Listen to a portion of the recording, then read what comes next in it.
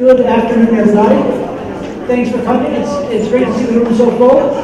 I'm Paul Demary. I'm the Provost and Executive Vice Chancellor, and it's my great honor to kick off the speaker series that we've organized on the theme of organizational excellence. The goal of this conversation is just that. It's to have a conversation over the next coming weeks and months to talk about what we want as a community, what we want organizational excellence to mean on this campus. So we're bringing in a series of speakers, beginning today, of course, but continuing on March 25th, April 14th, and May 11th, a series of speakers to talk about how some different organizations in universities and in other environments around the country have approached this idea of organizational excellence. We very much believe that this is a conversation to have collectively, not for one person in one office to decide, but to think about what it is that we're wanting to do. And I would stress that especially as we talk about things like lean, and we're going to hear a lot about being lean today, I want to try to head off one concern before we begin, which is this is not about reducing the number of staff that we have. Quite the contrary, I think all of us in the senior administration recognize that through budget cuts in recent years, our staff has been reduced quite a bit already. The goal, rather, is to take a staff that's been thinned out, whether anybody wanted to or not, and try to create a situation where the jobs become more doable, where the processes become more understandable, and where everybody hopefully can get better service. So in order to do that, as I said, we're going to have some people talk about different ways that they've done it on different campuses. And today we're very happy to have with us Mark McKenzie from the University of Washington.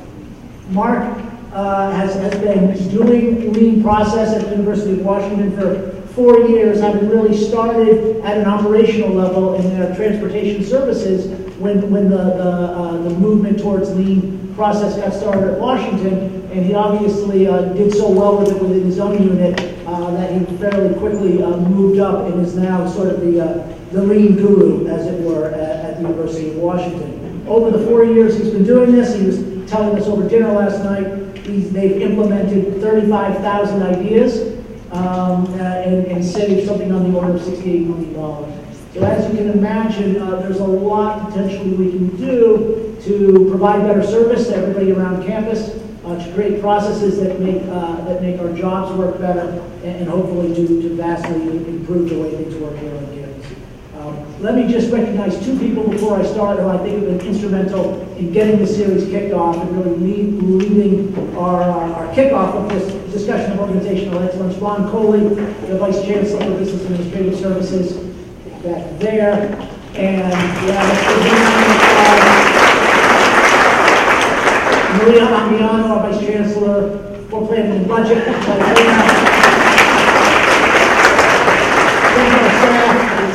Who helped with the arrangements today. Thank you guys very much. And so here's Mark McKenzie.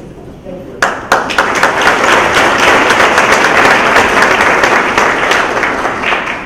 Well, thank you so much for giving me this opportunity. It is an honor to be here kicking off this series where you get to talk about organizational excellence. I'm from the University of Washington in Seattle in the Department of Finance and Facility Services. So it's about 1,500 people. But our department is called Operational Excellence, and we focus on lean.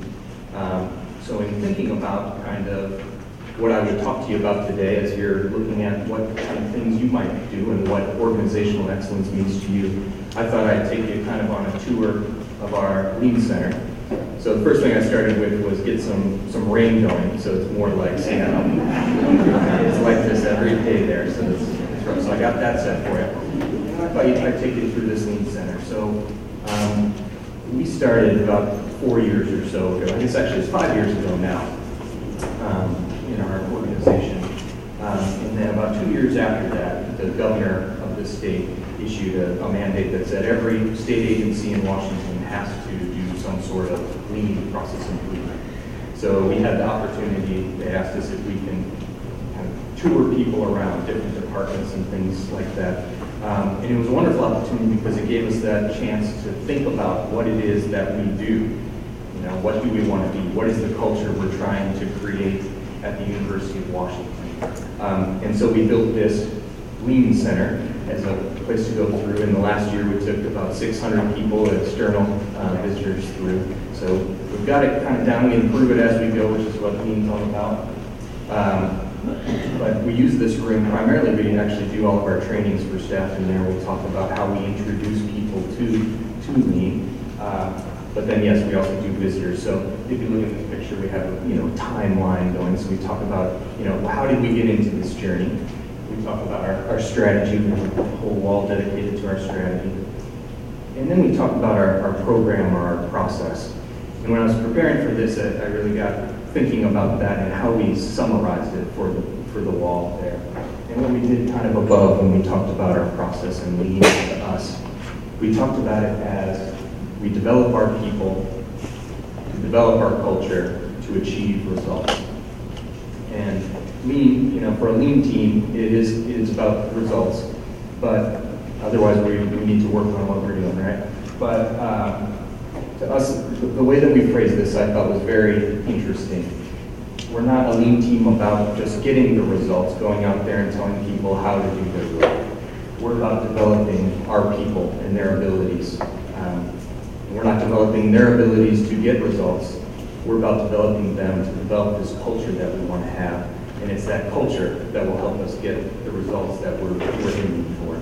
So I thought I would talk to you about that today, take you through our Lean Center, talk to you about what that means. Does that sound all right? Sound doable? Good, because that's what all the slides rely on.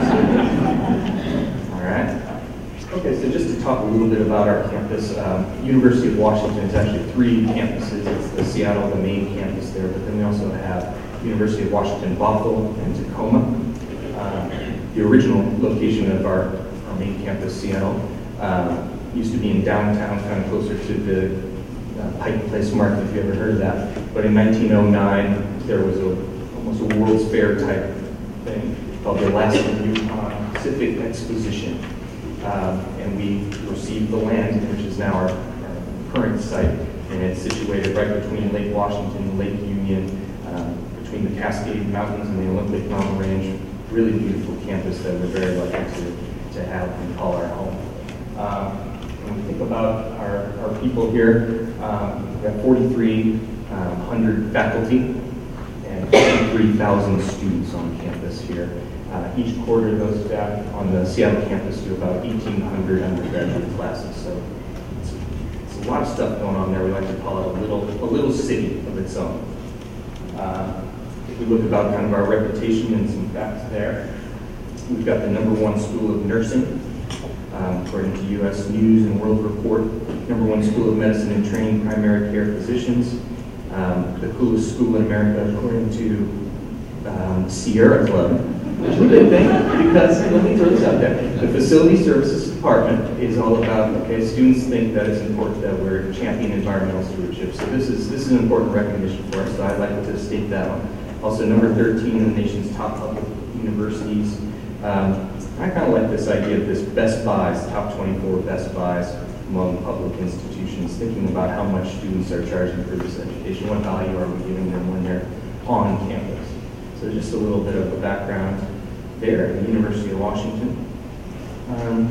And then my group, the group that we work with, we don't work with every single group on campus. We do reach out to different groups if they ask for some support in launching or introducing teams, but our primary focus is in finance and facility services. So it's about 1,500 employees, and it's a very diverse range of people here. We've got accountants, landscapers, electricians, architects, investment advisors, truck drivers, graphic artists, project managers, tax experts, etc. A lot of different things that we've had the opportunity to kind of see how Lean concepts can apply. A lot of great people we've got to meet along the way. We all report to our Senior Vice President, Viela Warren, and she's been kind of our leader along this path and helping guide us here. So if we just a brief summary of just some results that we've seen. The Recycling and Solid Waste Department has diverted 700 tons of waste in fiscal year 2014, which avoided about $1.8 million in tonnage fees. So it's cheaper to send things to compost and recycle than it is to the landfill. And that was a big focus of one of their projects. We have purchasing on campus, so the procurement office They increased their covered spend from 58% to actually it's around 80% right now. So, increasing the buying power of the university, that's made a huge difference to us. We have a team that is basically the Home Depot for the university, the different maintenance and construction shops on campus, which is called materials management. And they've improved their delivery times by about 44%, which means that projects get done faster on campus because the people doing that work and improving campus have the supplies that they need. Another one where I'll give some examples kind of in more detail as we go on. But one that we talk about a lot is creative communication. So it's a self-sustaining unit. They do printing, copying, they do the mailing services, they do some web design as well. But they increased through their lean efforts their revenue by that wouldn't be as much, 285,000 last year and 340,000 this year. They're not about making money, like making a lot of money, but they're about at least breaking even, and that is not the story before we started lean there. So that's a great story. Another one that we'll touch base on here is the granting contract accounting office. So they processed $1.2 billion in grants and awards that we get on campus each year. And some of the first project that they worked on was the closing of those budgets, which was their lowest priority at one point, and they had 5,500 closing, budgets to close. And they said when they began, it would take 30 years to close them at their current rate, and they've got down 99% at this point of that. So some good stories of just work that people have done. It's lean at our university is the people that do the work know the best way to improve the work. And those are some of the results that they've come up with, which we think is fabulous. We're very happy to be working with them. So if we talk about where we are today, some of the things that we look at as a lean team, as far as how do we measure success, part of it here is this: how do we engage people? So what are the percentage of our population that we're working with? We've done 185 launches. We'll talk about kind of that as how we develop our people. We introduce them to lean through a 3-day launch process. We've done 185 of those since we began, and that's about 70% of that 1,500 people that we've had that opportunity to work with. Another important one that we look at is team support. So how do we do 185 launches? It's not, we do work with a consultant, but he's not working all of these sort of things. So we've built internal capacity to learn and do these launches here. So we have 35 internal coaches that have their normal day job going on, but they come in and they get teams engaged and they coach them as they start to learn. One of our big measures is employee engagement. What we look at there is the number of employee ideas that are generated and implemented. So implemented, we've had over 35,000 employee ideas implemented in the time we've been doing this. So that's a great measure of our success. And then we look at customer involvement. So whenever we improve a process, we don't want to do it in a vacuum. So we bring our customers on board with us. So we've had 180 customers involved on our internal F2 teams and 20 with outside units. So we've worked with, for instance, the University Libraries, University of Washington, Bothell on their admissions process. We've worked on shared services in the College of Arts and Sciences. So other teams as well outside of finance and facilities. And then one big thing that you'll hear more about is how we try to align strategies. So we try to connect teams to what we're all trying to do as an organization. So at the team level, kind of aligning goals and things so people can see the impact that they're making to the university. So that's some of our measures of success. So when we talk about lean, we didn't start in a vacuum. We've been doing process improvement sort of things for years. So kind of where we started, we had been doing balanced scorecard and facility services. That's been very useful in bringing people together, looking at those initiatives and how we've been doing and saying how are we going to improve over time. We had operational dashboards and all of our organization there. for 20 years in financial management, the half of our organization there. They had orientations where they talked about quality improvement, so that's been going on.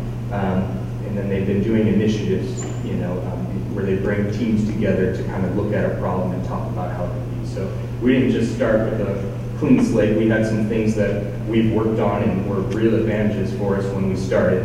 And we're able to utilize these as we move forward. So if we had those things and they were working and we felt that they were successful, why did we say we needed to do lean? And it all started in 2008, and I'm sure this is going to sound pretty familiar to you, but when the recession hit, we had budget reductions of 34% across the board at our university. We had lots and lots of layoffs going on, and then something else that we did to try and prevent additional layoffs was to not hire those positions where people had left. So that made things difficult from a process perspective. Like that. Business impacts to self-sustaining units. So as departments have less money to spend, those self-sustaining units have more difficult time staying in business and providing that value that they do to the university. And then just increasing workloads all across the board. We had more students coming on campus. We were getting more grant funding and research money. So our jobs increased with fewer people. And basically what we were looking at was either a situation where we asked people to do a job that they're not proud of, or we're asking them to basically burn themselves out if we keep things the way that they are. And so when I started Lean, I started at the university at this time. I wasn't in Lean, but I tell you what this felt like every day. It was painful, that kind of feeling as I walked in the door and you just remember that stack of paper that makes you not feel like you can take a break, because whatever you're doing in the day, it's just going to continue to grow. That's what I felt. We were losing great people, different things. It was a struggle every day. I remember my boss called me in one day and he said, "Mark, I noticed that you look stressed." And I said, "That's an accurate read. That's an accurate good job." And he said, "I know that you want to do an A+ job here, but what you have to realize is that the best you can do sometimes is C or D work." And that just hit me. And that was the kind of thing that we're set with. Either we're asking people to not do something that they're proud of, that doesn't make people want to come to work, or we're asking them to work harder. And so we looked around. We were lucky we're in Seattle. There weren't a lot of higher education places kind of doing lean or anything like that when we started, but we were lucky we were around Boeing, which has been doing lean process improvement for years, and also Seattle Children's and Virginia Mason. They were kind of pioneers in bringing lean into healthcare. So our senior leadership had an opportunity to kind of visit Seattle Children's, and that was what really turned the corner. They've been working on lean for about 10 years at that point. And what they said, and what our senior leaders were able to see, was that all those ideas for improvement and all that change was coming from the people that did the work. That's what we wanted, and that's how we ended up choosing lean. So I guess I'll start it off. I'm the first speaker in this series, so I'll tell you what lean is. And we'll just kind of kick this off by saying it is not an acronym. People always ask that. It's not an acronym. It does not mean less employees are needed. Because that's not even good. Maybe come up with something better. But it does not mean that. And that's not where it started. It was coined in this book here. It's called Lean Thinking. It was by James Womack and Daniel Jones. And basically how it all started was that the United States government in the late 80s commissioned a study. And they sent Womack and Jones over to Japan to look at the differences in manufacturing between the United States and Japan, because Japan at that time was growing in their abilities and really doing well as far as quality, delivery, and cost, and those sort of things. And the United States government was saying, what is happening here? So Womack and Jones went over there, and what they realized, what they came to discover, is that it looked in a lot of places like it would here. There's some companies succeeding and doing all right. Some places just okay, and then some places, nothing to write home about. But what they saw there that they really kind of blew their mind was Toyota. And the reasons that they thought Toyota were interesting was, again, they were blowing the big three out of the water at the time as far as quality, delivery, and cost, things like that. But then also, some of the ways that they were doing it, it wasn't intuitive to people. So Womack and Jones spent about 2 years of that study, I believe, in Toyota, kind of researching that. And they kind of summed up their journey and their visit in this book, Lean Thinking. And what they basically concluded, and what this book is about, is it kind of talks about 5 principles that they saw throughout the organization of Toyota. So it wasn't tools that they're writing about here, but it's these kind of principles. And the reason that this book kind of took off and was popular is because when you hear these principles, it doesn't just say cars, right? So a lot of people were interested in this book and in buying it. So I'll tell you the 5 principles that they saw at Toyota. And this is from everywhere, from the top of the company to anywhere you went. So everyone had these kind of 5 principles wherever you went. You could see them in action. I'm sorry they aren't going to pop up on this slide, so I'll say them nice and slow. I'll repeat them and stuff like that. I apologize. But let's see. The first principle that they saw is that customer defines value, right? So that's kind of asking that question. So how do you know what your customer wants? And then once you know what they want, how do you build that into what you produce, right? The customer isn't always going to want the same thing. So how do you stay on top of that so that you're always delivering what they want? Toyota did interesting things with this, they would go out to amusement parks and grocery stores and things like that and see how people got into cars and see how they struggled and where they were, and brought that back and said, how can we improve that for the customer, right? Another interesting thing too, their customer isn't just the last person that buys the car, it's not the person that buys the car, it's that next person in line for the process. So what do they need to complete their job so that they can pass it down the line? What do they value? What are they looking for? So that was something that you'd see everywhere in Toyota. So principle 2, though, is once you know what the customer wants and what they value, it's organizing work to deliver value. Okay, and what they mean by that is kind of setting up the organization so that the areas that are needed to produce, a product or service are organized together, right? So that would be as opposed to, these kind of, you've got a department of this, a department of that, they'll never talk again, in this kind of siloed approach that is familiar at the University of Washington. I don't know if it's familiar here, but I'll give you kind of an example of that, just a simple example from the University of Washington, because I know we'll have kind of an exercise later, but one example that resonates with me is that in the Transportation Services Office, we sold permits and we allowed people to pay tickets, right? Parking tickets. So fun job all around. Parking is what people think of absolutely first thing on their list when they come to university. So it's always fun, but there's always room to improve, right? But when people would get a ticket, it would say you don't have a permit. So they would say, well, we'll go to the permit office and we'll buy a permit. So they would come to our office and they'd say, oh, we'd like to buy this permit. And we'd say, great, you'll have to pay your parking ticket first. They said, okay, I'd be happy to pay that parking ticket first. And we'd say, okay, here's a map. You gotta pay that ticket 2 blocks away. It's a quick walk, it's nice by the water, so you get a good view, it's great scenery. When you come back, you'll be nice and relaxed, you'll probably not be upset about the parking ticket anymore. And then we can get you a permit. So that's kind of that unorganized sort of situation where then we basically said, okay, well, it makes sense, why don't we have those both in the same building at least? And then, once we did that, we said, okay, well, actually, we still had 2 lines, and then we said, you'd get through the line and say, actually, it's that line over there. So anyway, we still improved it. We got it down to 1 line. So we took some cross-training and stuff, but, that's that kind of concept there. Okay, oops. So the third principle that they saw is this kind of focus on the flow, right? So that's how smooth is the process, how flexible is the process, how consistently can you produce something, right?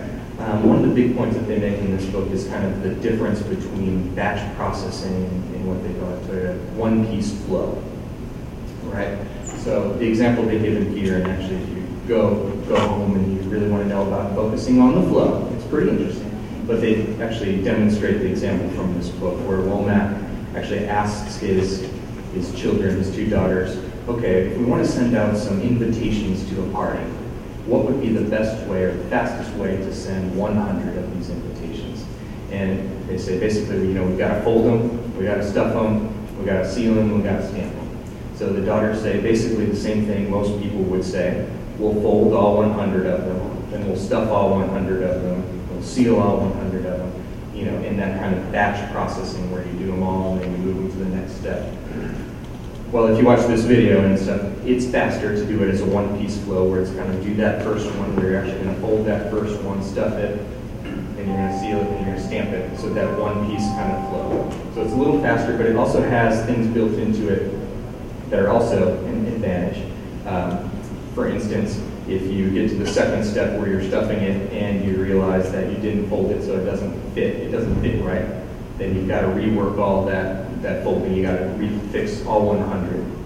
Another thing for a lot of products and things like that, for instance, if you're batch processing, the first person that orders gets their product at the same time as the 100th person that orders. So, by kind of moving to this first in, first out sort of process or idea, you see some other advantages as well.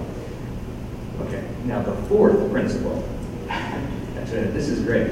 People are really writing things down here. This is a good group. And it's after lunch. I'm going to give it to you. The fourth one is produce at the rate of customer demand. All right? So trying to figure out what the customer wants and delivering that when they want it. Right? So the idea is you don't want to produce too much. Actually, Toyota, I should say, in all of these principles, they didn't necessarily invent all of them. They stole a lot of these ideas, or not stole a lot, but took a lot and borrowed and improved upon ideas that were from the United States of America before World War II and kind of afterwards. So, that flow stuff, they got kind of the concepts from that, from Ford, the assembling line process. This produce at the rate of customer demand, they actually went to supermarkets and figured out how are grocers doing this, where they figure out that right amount where we're not going to empty the shelf, where you don't have enough for the customer, and we're not going to.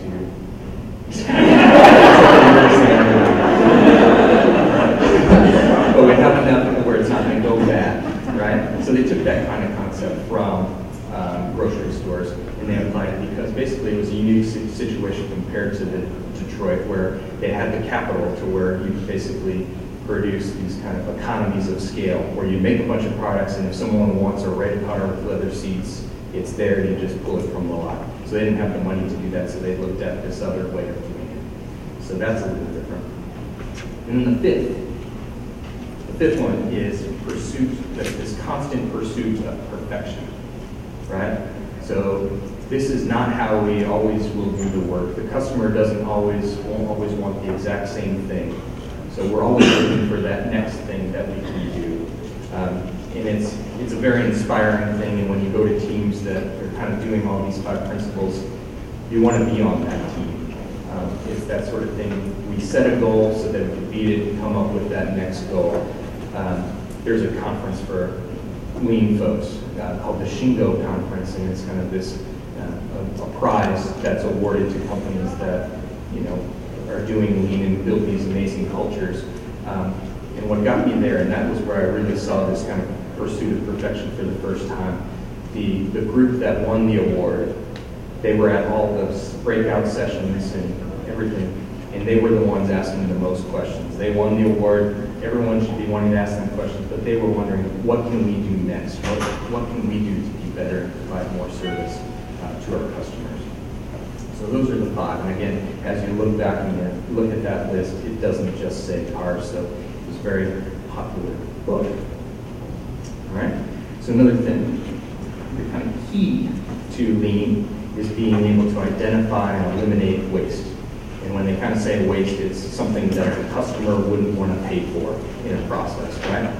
And so there are 8 key wastes, and there's some handouts on your tables that have this on here. But one of them is overproduction, so making too many of them. That makes a big difference if you produce too many. I know in the permit office, we used to make a bunch of E1 parking lot permits. And we had to figure out 3 or 4 drawers to store them in, which meant some other stuff we wanted to find somewhere else. And then actually the lot name changed, and so they never did work. So no one ever wanted them. We had to throw them all away. So overproduction is a Another one is weighting. Weighting is not something that anyone is really super pumped about. So that's one of those wastes. Transportation, the more you've got to transport things from one location to another. One of the things Toyota says is that when you're transporting things, it's an opportunity to damage the product in some way. But really, just that extra movement that doesn't provide value is an issue. Extra processing, that's doing more than what the customer needs. So at a university, for instance, you might look at something like saying we provide a report, and it's 500 pages long, and you ask the customer, and they say, we use these 2 lines. So all the rest besides those 2 lines is something that they don't need. That's extra processing. Right? Inventory, that's what we talked about there. That's basically you overproduce, where you're going to put it all. So that's kind of a waste. Defects, so if you're making stuff, you're spending the time to do it, and it's not good, then that's obviously a waste. You're wasting the materials, you're wasting the people's time. Right? Motion's another one, so like physically moving around and those sort of things. One thing I think of in the University of Washington, the printing shop, they do a lot of printing. But it's basically, they've got a couple machines that are stationary in one place, and before they started, looked at these wastes together as a team. One of the guys said he had a Fitbit, and he said he was walking 5 miles a day just at work. And it's like, you print from this machine, right? A lot of it's motion. He's walking from one area to another to get something he didn't have right next to him. He's got an inventory of things that he's not really using that's taking up the space of something. Right? He's got to go now walk a block to go get, right, up the stairs and different things like that. So motion is another one. The other one that you'll see is kind of underutilized talents. I think on the sheet that you have, it is non-utilized talents. But that sort of thing, that there's potential in everybody out there. If you're not using people, if you're not figuring out ways for people to engage, that's a waste. You know, and we experienced that a lot at the university, where people had a lot of great ideas and they just didn't have a way to implement them, and so now they kind of stopped giving ideas, right? And that's what we've heard from a lot of people that we work with. So if you know these wastes, then you can begin kind of looking at your process, right? Looking at a specific process and trying to identify, okay, what are the things that actually help us move that product into that being complete, so the value part. So here, you can start to eliminate those wastes from the process. So it makes a lot of sense, right? All these kind of sort of things, kind of identifying, well, this part, if we didn't do that, we'll save a lot of time, the customer will get it faster. So then, I guess the question would be, and what we asked when we started this lean journey is, so why does some of this research about lean say that only 10% of these organizations that start a lean initiative have sustained results, right? So that's a big question that we had to answer. And we think it, you know, for us it was kind of what's the fit, and we really didn't want it to be something that was a group of experts that went around with kind of a stopwatch and told us how to improve our work, because even if people do, you find that group that's like, yeah, tell me how to do it, then sustaining it over time, if they're not the one that came up with it, becomes a difficult thing to do. So when we looked for our approach, we worked with a consultant, because we didn't know how to do any of this. We hadn't seen any examples anywhere. And so we put out kind of this open call for consultants. And I just am thankful every day that we ended up working with Mike Martin. He was kind of a turnaround guy. He turned around companies that were about to go out of business. The owner said, hey, I love these people that I work with. We want to keep them around. So he did that for about 10 years, and then he worked with kind of the Shingo Prize, as again, that company, or the prize that goes around and assesses these different organizations and does benchmarking for lean. He worked there and he was on the board and everything, and we liked what that was all about, and we said, we'd like to work with you. So we used his approach. And so this culture that we're trying to build is essentially a culture in which improving the work is the work, right? And it's kind of summed up in this book that he wrote called Own the Gap, and it's the one that I refer to at least once a week, anytime I'm going out to a team. But improving work is the work. And what he talks about here in the book are these 4 key systems for implementation. So how do you engage people and how do you get them involved? And so what we're shooting for here, you'll see in the center of this kind of graphic, is a team-based daily Kaizen culture, right? And Kaizen is a Japanese word that kind of translates into, to break apart, make better, or to change for the better. There's a lot of different ways you can look at it. When you look at that, you say, okay, on a daily basis, we want teams to be able to talk about ways that they can improve the process for themselves and for their customer, right? So we want a culture where that is the case. So let's kind of look at these different systems really quickly. All right. So the first one is strategy deployment. Right? So that answers the question, what does it mean to win? And what we're trying to do is from that organizational level, we set a strategy, and we try and cascade that down to the team level, where they have daily goals and things like that, and they can see how it connects up. And we didn't start out with this, and by any means, we developed it within the last couple of years, but it's really helped us, teams see that impact that they make in their office, right? So we use what we call the Finance and Facilities Strategic Framework, and it's modeled after kind of this industry standard sort of thing of you look at safety, morale, quality, delivery, and cost. And so what we did is say, okay, as finance and facilities, what do we need to do for the campus? And then we translated that into objectives that related to what we're trying to do, right? So when we look at quality in finance and facilities, we're talking about what are we doing to enhance the student stakeholder experience, right? So all teams can look at that. Anyone can relate to that, no matter if you're a driver of a shuttle to an accountant. What can we do to enhance our student or stakeholder experience? The next one, and this is a big one for us that a lot of teams resonate with, it's eliminate administrative burden. So our PIs, our researchers on campus, spend 40% of their time working with us, doing non-research, work. So anything that we can do, we want everyone in our organization thinking, what can we do so that those researchers spend more time researching, right? The next one is kind of that reduce cost, increase revenue. So this, looks at, especially for self-sustaining units, what we do, how efficient are we doing it? We might deliver it on time with a great amount of quality, but it takes 20 people to do it. What can we do there so that we have more time to do other things, right? When we look at safety, we translate that down. For some areas, it is safety. So facilities, maintenance, construction, at our power plant, safety is safety. We want 0 injuries, right? But when we look at other areas, we talk about how are we going to build capacity. So what are we doing to develop our people so that they're getting more skills and they're growing over time? So we have strategy around that. And then the last one around morale, what we look at is embrace innovation.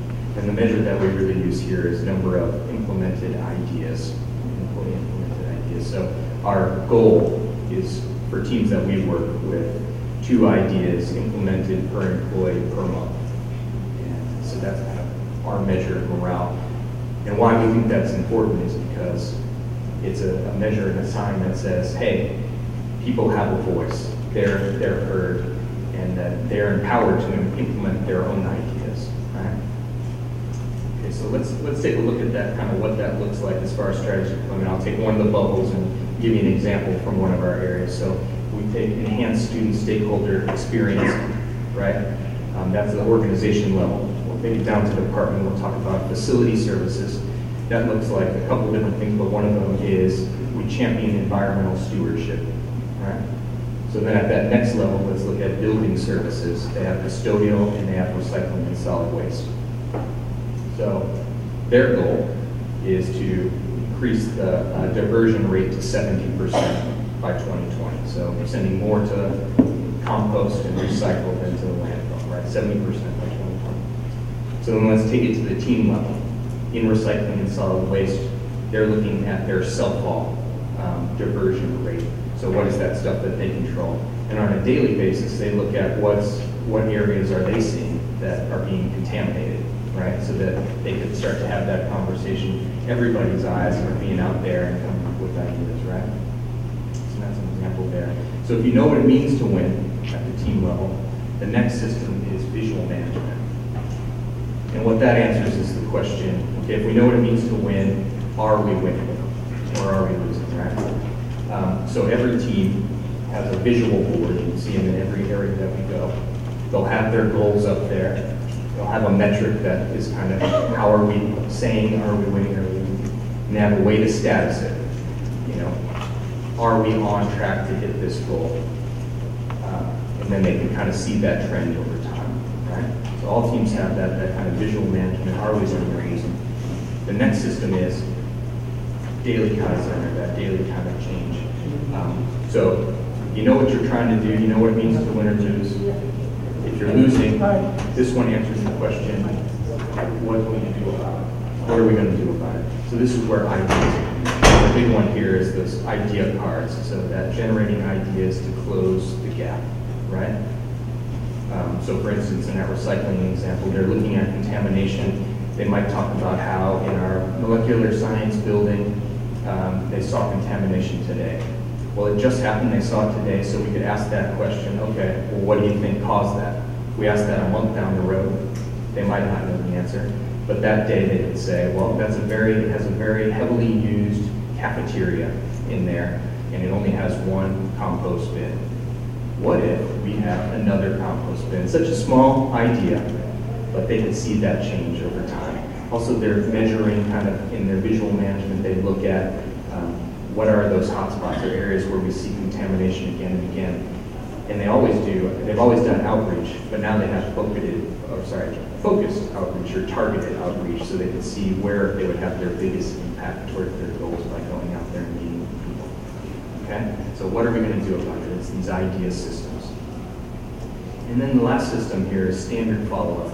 So from a leader's perspective, it's how can I help you win more often, right? So the big one here that we look at is this one at the bottom, and it's this leader Gemba walks. And Gemba is a Japanese word, but it's basically where the work happens, right? So it's leaders getting out to visit teams, figuring out what kind of roadblocks they're running into and how they can help remove those for the team. Right? So that's kind of what we're trying to build. Those are those systems that we use everywhere, but we don't just kind of sit down and train people in a room about exactly what those are. We try and give them an experience where they start to actually use them, right? And so what we do, this is again how we develop people. Now we have what is called a 3-day launch, right? And so every team will start with a problem and a set of goals. So it's an aggressive goal and a problem that they know that if we solve this problem, it'll make a difference to our team and to our customers, right? And then they do this thing, and you've seen this with a lot of lean groups, they'll map it up there. They'll map up the value stream or the process. And we do butcher paper and Post-it notes where we put up every step. And then they look at kind of those wastes that we talked about earlier, and they said, okay, well, this is some issues that prevent us from reaching our goal. So once they can see where those problems are in their process, then they generate ideas for how they improve them. So how would they get to that goal? It's all their ideas that they're doing. And at the end of that 3-day launch, we report out, the team reports out to their sponsor, right? So they bring in their leadership and they say, this is what we want to do. This is where we think we're going to need help. Is there any direction that you can help us with? Do we feel like we're on track? So they get that right from the beginning. I think what I'd like to do here in that time, I'd like to talk about my personal experience because I didn't start on the lean team. I started on one of these teams that went through this process we do for everyone. And you can see just like when I did that weird thumbs up to the guy trying to take a picture. It's always been like that. My wife does not care for it. I can never make a serious face in any picture I've ever been in. So I'm that guy making a weird face, but I did have a nice jacket on, so that's nice. But this is my team. This is the team that we first started on in transportation services. And it was my introduction to lean about 4 years ago. So if we look at this kind of process here, and we say, what did our team come up with? The problem that we looked at, our office, you could buy permits, but you could also appeal a ticket, a parking ticket. So if you got a ticket, but you had a permit, it just fell down, you'd write into us and say, is there anything we can do about it? And we gave our customers 20 days to respond to us before we gave them a late fee. So our problem was, that it was taking us between 60 and 90 days to give them a decision, whether it's we're going to reduce it or we're going to make you pay the whole thing, and also there's a late fee now because it's been a while. That's a problem. That's painful. Anyway, that was our problem. So we were taking too long, and also we had a backlog of 1,800 appeals. So when I talked about I didn't feel like I could go on break, no one did. It was that stack of papers. It was 800 appeals that had not been processed, and we weren't making any dent. So our goal was to reduce that turnaround time in 90 days, 40 days turnaround, which is about half, and eliminate that backlog. And so if you asked us, could we do that, we would tell you absolutely not. That's crazy.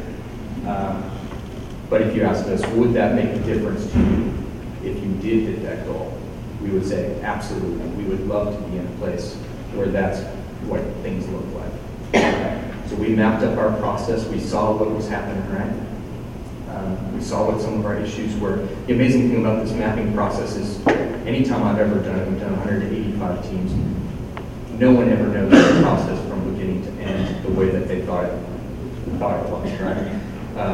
And so one thing we found out was that an appeal can be read up to 6 times when it comes in. So when it comes over the counter, you read it. When you enter it into the computer system, give it a tracking number, you read it. When you give it a court date so that a decision can be made, you're going to read it. You're certainly going to read it when you have to pull evidence for it. So it's all these different times you have an opportunity to read it. But what we knew was the first time you read it, you know what the decision is going to be. So one of our big ideas there, it seemed crazy, but what can we do to just read it once? Right? So it was a big thing, but that was one of our focuses. And it took a lot to kind of figure out how do we need to rearrange things to make that happen. And so we reported out at the end of that day and we said, this is what we want to do. We're going to hit this goal in the next 90 days. Right? But we didn't solve it in that 3 days. So what we have next is what we call the improvement cycle. But it's a 90-day period where you're beginning to establish this weekly rhythm of change. So we got together once a week and we talked about how are things going. We started to visually track our progress. So we had a bunch of ideas we generated in that 3 days. We put them on a visual board and we started to say, okay, let's knock some of these out. How are we doing? What are we running into? Is there anything that's not working? Right? So one of the things that we came up with, you'll never run into this if you ever do a process map, but it is, we wanted a new computer system to do this. That's kind of a joke because everyone always wants the new computer system to do something. It's a mean joke. Once you start, you'll get it. You guys will really be like, but we realized seriously within the first week that's not happening. So we had to go back to the table and say, okay, what other ideas do we have that are going to help us get that goal? Because we want it, right? And then what we do in this 90-day period is every 30 days we meet with our sponsor, our leadership, and we say, here's how we're doing, here's where we need help, right? And we kind of track our progress and say what's working, what's not. So for our team, at 30 days, we had cut that 1,800 appeal backlog in half. By 60 days, we had eliminated the backlog, and we had reduced the turnaround time to under 40 days, which was our 90-day goal. And we said, well, what can we do next? And they told us that their 2-year goal for us was to get the turnaround time to 20 days, which is what we asked the customer to do, so it makes sense. We said, let's go for it. So for the 90 days, we actually got it to under 2 weeks. So it was an amazing sort of accomplishment and something that I have with me every day whenever I think about this sort of stuff. Gets me choked up. Passionate about this stuff, guys. It's made a difference to this team. We felt the difference. And it was a huge accomplishment. It meant we had customers complaining to us. I mean, when we're taking 90 days to call, they're calling every week to see what's going on with this thing. So we reduced the calls. It freed us up to do things that were really more valuable to the customer. And it just made a great difference to us. I mean, the team over here. I can't get into it because I like these guys so much now. But you just start to appreciate the people that you work with, all the great ideas that they come up with, and you get to see them in action. And it's a great experience. So that's why I actually got interested in this whole stuff to begin with, right? So, we do this 90-day launch or this 90-day improvement cycle, right? But if it just ends there, what happens? Where would we be today if we just did a 90-day launch 2 years ago. We might still have that 2-week turnaround time. I don't know. Maybe we would, or maybe we would have faster than a lot some teams do. But what, again, we're shooting for is this daily opportunity to find that change and those ideas from our employees that make that difference and improve it. So today, the average turnaround time on those appeals is under 2 calendar days. Just that average. When the team hit the first same-day turnaround, I'm up here, I'm getting choked up and all that stuff. I mean, it was a cool thing. It was a cool thing. But they've also aligned with that strategy map, so they've hit a lot of different things otherwise that they wouldn't have hit just through that launch, because they've got a team that sees what it's about and they're excited about it. They know what they can accomplish together and they want to do more, right? So again, that was my experience with the team. This is like one of my more serious cases there. A regular smile. So that's good. But this is our coaching program. So basically, we have a coaching program, this kind of internal support where we develop our people to kind of be able to facilitate this 3-day launch, right? And then we work with them. How would you coach that 90-day improvement cycle? And then how would you kind of mature your team into daily Kaizen? That way you can go out and work with other people to help share your experience of how that works. So we have a great team of coaches. This is one of the first groups here. But yeah, it's from all over campus. These are people that had that same sort of experience that I did and just wanted it more. It's a lot of different groups. We've got managers from print services, we have the tax director in there, the manager for parking operations, someone from shared services, facilities maintenance supervisor. So it's a great team, and they're having these opportunities to become the leaders of our university for the future, because they're able to pull out these ideas and get teams really focused on improving it. It's just a great group and a great development. I mean, for myself, I worked in transportation services, processing appeals 4 years ago. Before Lean, I'm sure I would still be there today. No one would have had the opportunity to see anything that I could do or anything like that. But we had our leaders, we had this opportunity to work with the team and accomplish something special. We wanted to do more, and now I'm out here talking to you guys. So it's a big thing, and we see this all the time. It's one of the most special things about going out there is that you get to see those people that you maybe never would have seen, and you want to work with them more. Okay? So that's kind of what it's about. We're doing all right. So I want to give you some examples of a couple of these areas that are doing it every day. Right? So one of them is creative communications. They're a self-sustaining unit, and they do, again, print, copy, mailing, web design, publication services. And prior to Lean, they had spent 9 years in deficit operations where they actually owed a large sum of money to the university.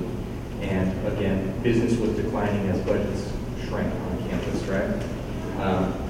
They shouldn't have been around anymore, especially as you look at Pac-12 and 40% of print businesses on campuses have disappeared. So 9 years in a row, losing money. They shouldn't be here today. But they started looking at Lean, and in 1 year they made a $500,000 revenue swing, and they've been profitable every year since. So all that it kind of is working those 4 key systems daily and saying, how would we make these sort of processes and these systems work for us? So what they're doing is they're huddling daily, they're using the visual management, employees are generating ideas, and they do get together frequently, and they'll look at a process if it's broken and they can't solve it with just one idea, so they'll map it together as a team. So it's a very cool thing. So let's look at maybe some of these tools, things, or things you might see if you went out there. So they've basically broken up where every area in creative communications, there's 7 of them. They all have their own idea board, right? Where you can see this area. It's all of their goals. They can see how they're doing, they're trending there. All those goals are just, they are able to write them up on a Sharpie. They're not pulling them out of the computer, but they're able to track and see how they're doing. Then they've got a section for ideas, their own ideas. The interesting thing they do in creative communications is they kind of color code it to match that framework to see what objectives they're hitting. So if they have a goal that they're not hitting, like their delivery hasn't been hitting what they're trying to hit, they can start to see, well, do we have any ideas up there that we need to prioritize, right? You can kind of see they've got the different colors to kind of show, hey, are we trying to make a difference in this section? So that's one interesting thing that they do there. Here's another example from the mailing services department. This is part of their everyday daily huddle. It's a 5 to 10 minute where they all come together and they talk about, okay, what's happening today? What do we got to get done? So on that right side over there, that's my right side. Your left side. That's basically, it has on the far side the different routes that they have to complete and deliver to that day or every day. Then they have on magnets there the different vehicles that are available. So if one's out, they got to figure out, okay, what's going on. They can move them around and figure out which one we're going to use. If one's out, that's a quick escalation to their leader to say how we're going to get that back so that we can complete it by the afternoon. And then they have every employee's name on the magnet too. So if people are sick, they quickly move it to sick, and they figure out, they can determine in a short amount of time, are we going to need to pull from different areas to get these routes done today. And so they also have a cross-training board that kind of develop people or build capacity sort of thing. So they've got all the different routes there, and they basically, the staff created both of these boards, but they will say it's red if we don't know it at all, it's yellow if we want a refresher, and it's green if we can train anybody on it, right? They've got ways to indicate that. And having that right next to the board where you got to figure out who's in, who's out today, where might you have to pull from, it's pretty great. So they have that meeting in the morning, 5 to 10 minutes, and then everyone's having that meeting in all 7 areas, and all their leaders report up at one time to see how can we move around today, where do we need to look, how can we support. So it's kind of a cool thing, some cool examples of some visuals that just teams worked with to make it work for them. Another example that we'll talk about here is the Grant and Contract Accounting Office. So another one of our mature teams here. Let's see, their federal research funding volume is number 5 since 1969, and 2013 is $1.2 billion in grant funding and 5,029 individual grants. Here's what their volume has looked like over time. Looks the same on a lot of campuses. We're getting a lot more, but the number of people that we have is kind of staying like this. But they've done some amazing things. I think I'll kind of break it down, what it looked like there before Lean, and we'll talk about what it looks like now. But so before Lean, staff and leaders were in cubicles and senior leaders were in the office. So you couldn't really see where the work was. Leaders weren't accessible to the people trying to do the work. So they got rid of their cubicles, and now they've got kind of an open environment where the leader sits near the people, and anytime they have a question, they can start to keep moving. Right? Another thing that happened before Lean is work was completed by one person from beginning to end. So there's a lot of different things they do. They'll set up a budget, they'll invoice the budget, they'll close the budget, all these different things, and one person was doing all of that stuff. The first thing they did was kind of break it down to, we're going to have a team that looks at setting up budgets, we're going to have a team that looks at closing budgets, and then they broke it down even more and said, okay, here's station 1, here's station 2, here's station 3, and so they did kind of this one-piece flow sort of thing, where then it became actually, this area has a good amount of turnover because it's kind of the entry-level accounting for the campus, so they get plucked all the time to go somewhere else on campus. But to train all of those processes took about 2 years to do that. But as you begin to whittle it down and you only have to train one station within budget setup, it becomes a lot easier to then see that we're staying in business and we're still going. Traditional leadership roles and responsibilities. So before that, it was very kind of a top-down leadership role. So if a problem was identified, the leadership would say, here's how we're going to fix it, here's what you got to do to mix results. Now it's again this ideas, teams are generating the ideas with leadership setting, here's the direction we need to go, here's how we connect to what the university is trying to do. Before they had data showing progress stored in spreadsheets and systems, so they had everybody doing everything in cubicles, so you have stacks of paper, and you couldn't see where anyone was or any of the status without going to the computer and checking that number, right? So what they do now is, again, it's all open. I'll show you. I'm going to skip forward quite a bit here. So again, this is kind of that example. Cubicles, first kind of this open environment. You see back there, they've got a visual board that they start to look at their goals daily. Here's how they make their work visual. Do they need to look at a computer to see which area needs a little help that day? You know, it's probably that one with the most stuff in it. When they're looking at flow and things like that, they have this open file system where they still have paper over there, but they pass it from one station to another. You can start to see which stations aren't level because it's backing up or there's a problem with the way they process it. But immediately you get a visual signal of here's something we might want to look at. So that's a different story. Show you that.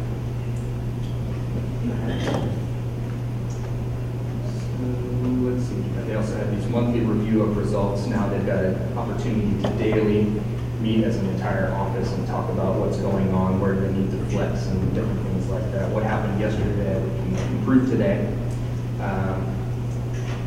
So we'll talk about that, but let's look at what some of this looks like. So this is kind of a daily huddles. They've got their individual streams, and just like creative communication, they'll meet as a small group and they come together as a large group and talk about that day. All of this happens within about 15 minutes, so it's not a big thing, but it eliminated a lot of meetings for them. So they get a lot of information in 15 minutes it would have taken 3 meetings to get.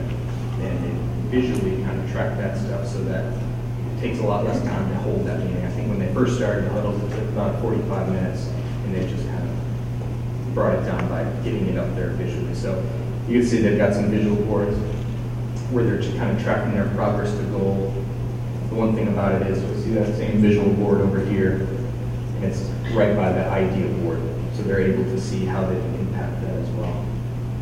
One of the cool things that came out of this, I've got a picture on here, and it's not actually grant contract accounting office, so I apologize that from student fiscal services over there, but it's kind of a young guy pointing to something. And we did a tour for Stanford, I believe, recently, and we took them to this group, and they were asking questions about strategy, and he was talking to, here are our team's goals, and here's how we can influence them every day. And one of the people said, wow, how long have you worked here? And the guy said, 3 weeks. And it was just kind of this thing that even blew my mind. I was like, yeah, I've never seen this guy, but that's amazing. He knows exactly what he can do to influence the goals that they all have. So it's a very cool thing. Right? So what has all that done? I mean, for grant contract accounting, so their budget's set up. They've reduced the backlog to 99, or reduced it by 99%. They now have a one-day budget set up. So what does that mean to campus? That means that researchers can spend money from their budgets the next day. So when it was taking much longer, people couldn't do their research, right? It was being hung up. Another one is that kind of closing. So they're able to reduce that backlog by 95%. You can see that same kind of number broken down. In each of those, you kind of see, we did kind of those process map things for each of those groups to kind of see where could we influence that the most to start with. So you see big things, I guess I'm standing in the way. But 99, 88, 92, 60, 91, 95. They're just huge results for them and for campus. So now, I think that's kind of what I had to present on. We'll have it open to questions. Otherwise, I'll just give more examples. I'm over here, I have a stand-up thing I've been working on. Yes. Oh, and I'm sorry, is there someone that can do the mic? We've got a wireless. This is professional.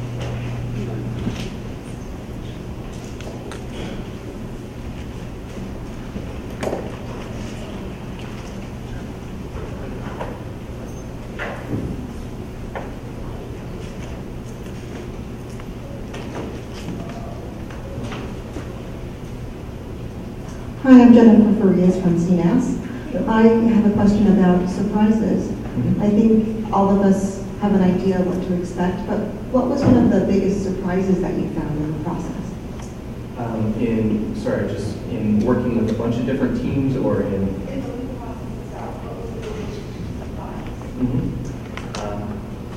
I mean, I would just say the amount of, when you get everybody in the room, I think that was the thing that hit me the most is, you know, first of all, we all think we know the whole process from beginning to end, but then to get people in the room and say this is how it actually works, you start to identify, okay, well, not quite sure.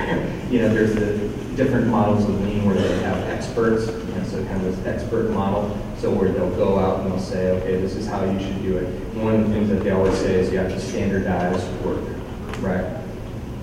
Well, when we do this mapping and get a team together, 98% of the time, if standardized work is something that would really help them, they come up with it by themselves. So there's this stuff that you would never imagine that people would kind of come up with that, you know, they just bring to the table and they really support, and it's sustainable and all these different things because it's their ideas. Mark, I'm Tanika Davis from BAS Shared Services. Hey. And just a quick question about culture. You talked a lot about culture in the beginning, and what were some of those things that your group did to manage concerns or fears about change, and how did you overcome any resistance? I think the biggest thing that we run into is, you know, first people wonder what that's going to mean for our job. Are we still going to have a job? Right? If we improve this process and now it only takes one person to do it, are we still going to have a job? And we just get that out of the way right now. Yes, we are developing our people so that we always have a place for them. If someone can be a problem solver in this area, they can be a problem solver in another area. So we get that out of the way right away by saying that you'll be here. And one of the things that I always ask people when they kind of say, okay, well, you're not trying to eliminate jobs, you know, then what is this about? I usually try and turn it back and say, okay, well, if you weren't doing that process and had 3 people doing that, what else could you do for campus? Right? I actually have an example down here. So I came up with some questions that I can answer, not just that I can but so we have an example of mailing services that I think, here's a couple of examples that come to mind, but they looked at mail sorting, right? So they did a lot of mailing to figure out where it goes on campus. We got together and they did a lean launch, and they basically improved this process a lot, so it takes a lot less time. And one of the employees, when asked, you know, what else would you want to do? They said, well, you know, I noticed, because I touch all the mail on campus, that some people are spending too much money for mailing. They say, actually, if you fold it 3 times, it costs more than simply folding it in half. And actually, if you send it as a postcard, it's significantly cheaper. It's 46 cents cheaper or something. And she knows all these numbers because she knows mail. She knows the best way to do it. So what she does now, when she's not processing mail, is she goes and does outreach. So as she's, you know, doing it, she sees an issue any day. She says, maybe we'll go reach out to that customer and see if we can save them a little money on this, so they have some more money to do something else. Yes.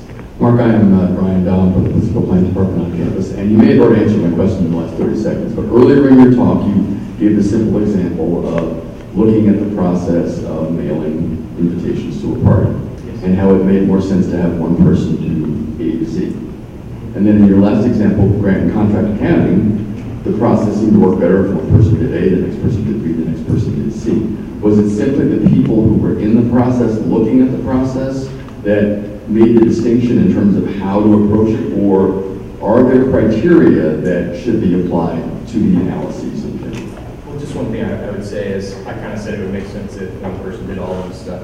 It's not necessarily that one person does all of that stuff. It's that you do the steps kind of separately instead of folding all of them in one step, you know, 100 of them, and then passing those 100. You know, so that's more what it's about than one person that just does all of that stuff. And in grant contract accounting, one of the interesting things is, you know, it's not manufacturing, right? So they had to do a lot of figuring out and just working as a team and say, if we know what we're looking at is flow, what are some ways that would help us get there, and how would that look for us?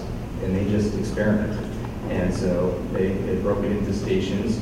If, you know, they had it visual, so if you saw that the piles are, you know, stacking up in that one section, or someone's, you know, rushing because the next person's waiting, then you start to say, oh, well, it's not very level, so maybe we move this part of it to this other section. So that's kind of how it works. But it's a lot up to the team to figure it out, as far as how would this look to us. Yeah. That's it.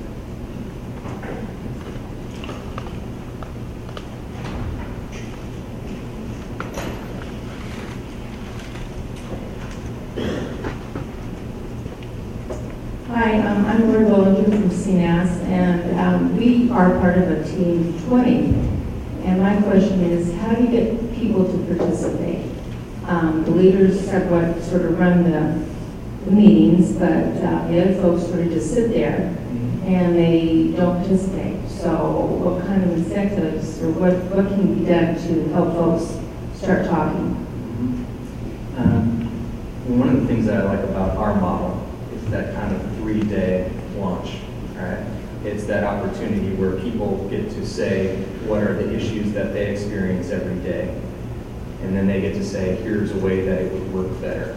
And every day, every time we do one of these, we get the person in the room that's quiet. They said, I did that, came up with that idea, 20 years ago, and then it never happened. But then they get in this thing, we say, okay, and they're quiet again, and you say, okay, well, we're developing this new process. You're the expert here. What are some of your ideas? And they're a little hesitant to do it, but they get up there when they're talking about how should this process work. And then what they do is wait to see, can they actually implement those ideas? And that's why we have that kind of leader come in at the end. It's like, yes, we're all shooting for the same goal. If those are the ideas that make sense, let's see how we can make those happen. So some of that is kind of turning it over to the team to say, yes, we follow through with some of this stuff, but our process does help a lot with that and turning it around quickly, but I'm not quite sure how it would look if you didn't have that process. I mean, I've worked with other teams, like we try and transition the rest of an office, so we might have a short or smaller number of the office participate in the launch, and then we'll try and bring everybody in. So we run into those sort of things, and Toyota calls it, total participation, right? And it's how can you engage people, right? And it doesn't always mean it's the same thing, right? So it's looking for those opportunities to engage someone. So sometimes it's, okay, hey, you're the expert, can you pull this chart out for us for this meeting, or I heard you were quiet. I think you know what this is. Sometimes it's people on the side, but as you start doing that, as you start implementing their ideas, they seem to, and they feel safe to do that. It seems to open up a little more. Hi, Mark. I'm Kathy Upton from the Vice Chancellor's Student Affairs Office. So my question is about, you indicated you felt better about coming to work and about the work that you did. Did you see any results for improved employee attendance or improved morale?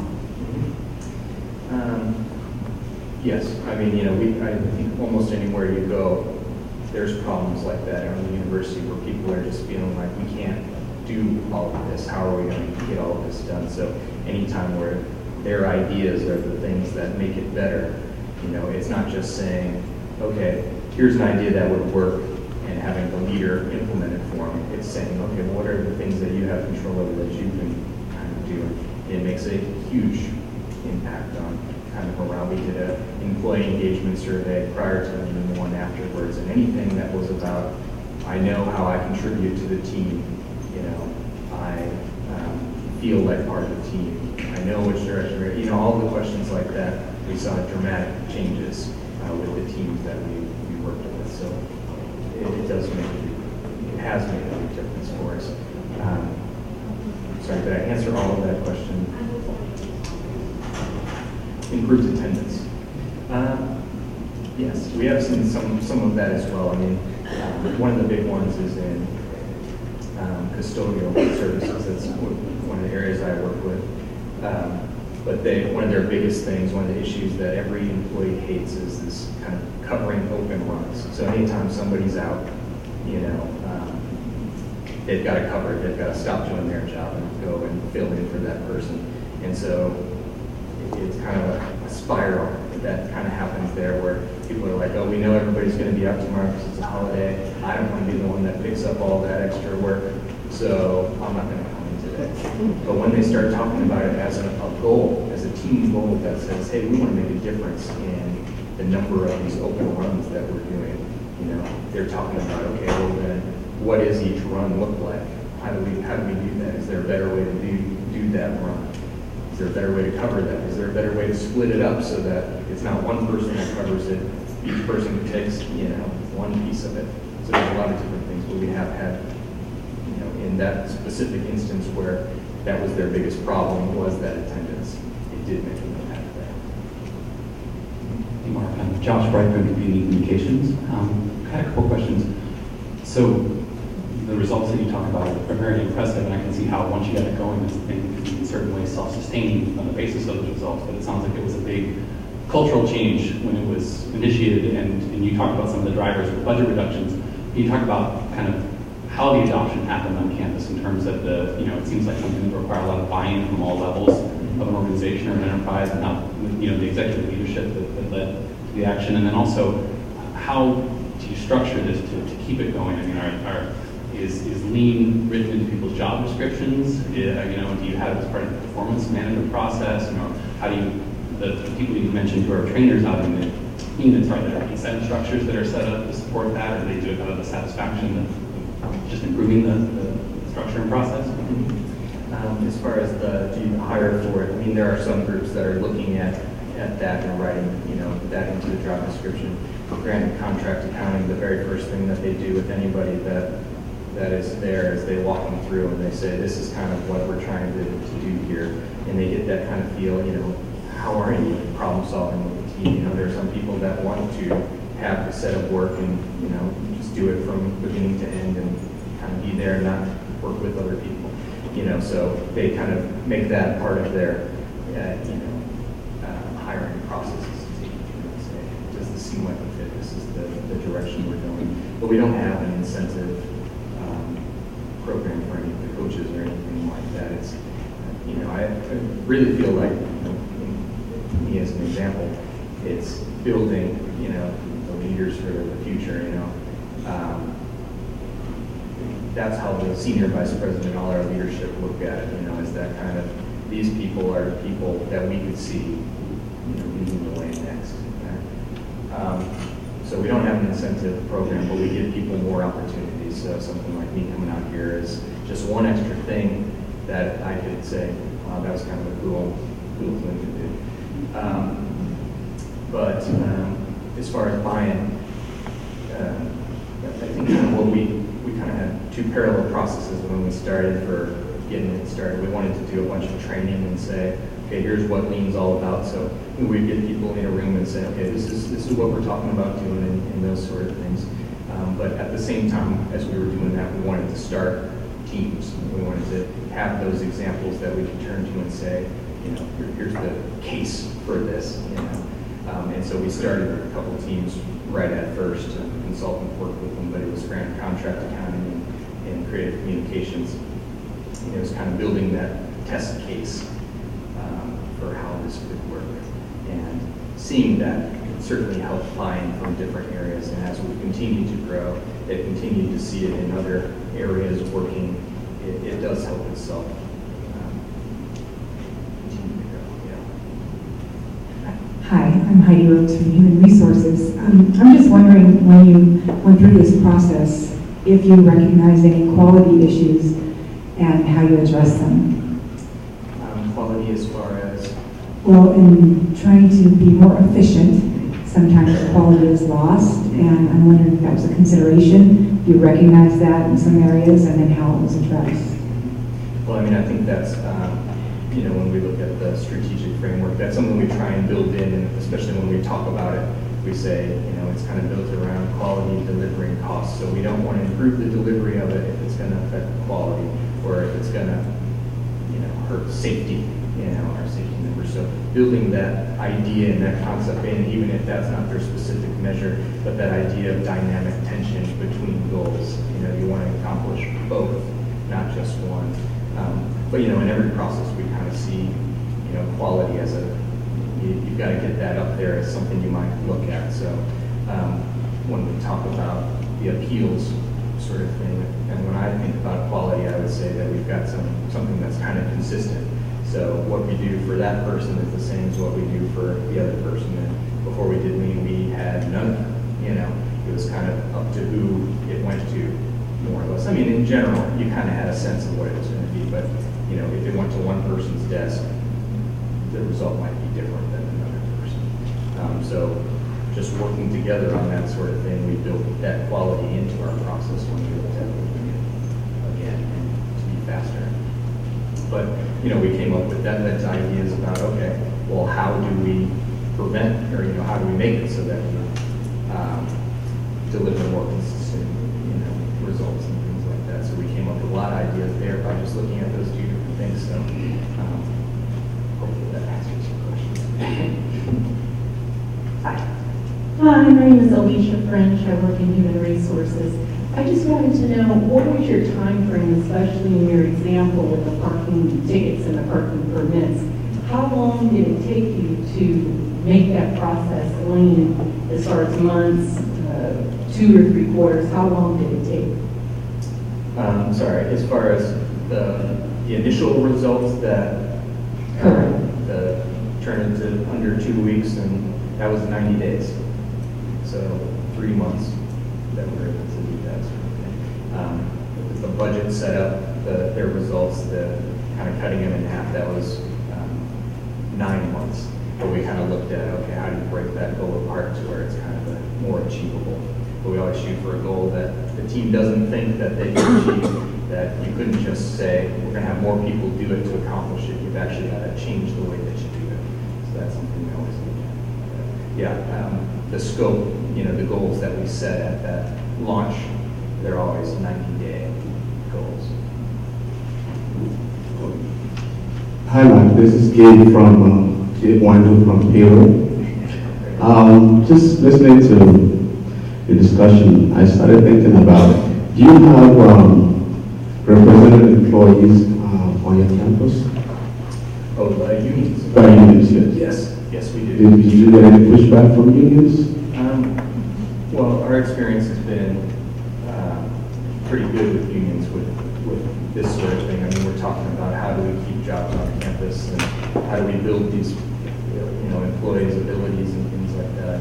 I shared an example earlier in the transportation services office where prior to Lean, we had people that were gatehouse attendants, and they wanted to change the name of that, the leadership to parking specialist, right? And just that kind of name change went to the union prior to Lean, right?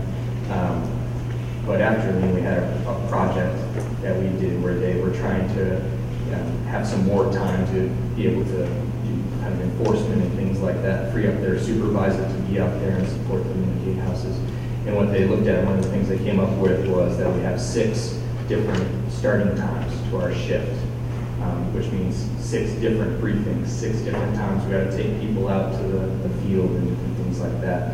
And what they came up with is, why don't we just have 2 shifts, one in the morning, one at night? So that's a significant change, and that didn't go to them. It was an employee-driven idea, something that we wouldn't really think to do, but it was that sort of thing. In mailing services, I think they actually have 2 unions, 2 different unions within there, and they just talked about what they're trying to do, and so they're actually able to cross-train across union lines. It's a delicate thing probably, but I think in general unions like the idea of employees being empowered to make the work better for themselves and for their customers. But not to say it's not difficult all the time, or there's not things we watch out for when we're about to do that. Ken Mueller from Physical Plant. Going back to a little bit that Heidi said about quality checks, and then on the ticket appeal process, it went from 45 days or multiple days down to 2 days ultimately. Well, I have to assume that there was processes that somebody thought were important in there that would take so long. How did you overcome, or what challenges did you have to overcome with getting to that, with personal ownership or the silo approach, and how did you work through those? Yeah, I mean, one of the biggest things I remember from that experience for me is there was someone on the team who said they will never change the way that they do this. And I mean, it was getting us all in the same room. It seemed to make the biggest impact, and getting everybody's idea and saying, should this be the way that we go? And when we all had buy-in for it, it made it a lot easier there. But yeah, I mean, there were difficult things to kind of to work with. You know, one of the things we noticed when we map it out there is kind of, as far as specific to appeals, is that we're treating every single one like it was the first day we'd ever done. You know, we write a specific thing for everybody, you know, a new appeal. And so we kind of said, not that we need to, you know, give people this kind of stuff, and we could edit them, but why don't we have a starting point at least for the 90% of the stuff that we always do? So that was one of those big things, and we worked with those people, everybody, to say, what should it say? What shouldn't the main ones be? Where are the ones that would be? And what would be those changes where we would want to edit it and make it specific to the situation? So that. I just want to kind of say real quickly, again, not an expert in any of this stuff. I just, you know, as this, using this to again say, this has been our experience, and it's been, it is something that has worked well for us. And so, you know, I'm very excited to be a part of this and learn other ways, and you hopefully be able to take some of a little bit of everything. But any of this has to kind of work for you. So I'm very excited to have been here and been able to talk to you today. Let me ask you to join me in thanking Mark.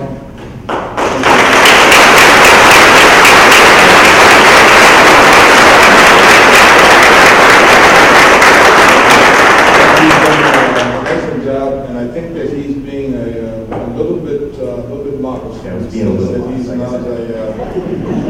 Not an expert. He may not be an expert in a lot of the components of lean, but he is the level of expert that we needed to be able to take us exactly. I mean, I could not have asked for more. You did just a magnificent job, right at the right level for people to be able to understand what lean is all about, operational. And many of you have seen me and hear me talk about various things. It's not often that I find myself in an envious space, but I'll be very, very candid. I have watched the University of Washington over the last 10, 15 years as they've been on this journey.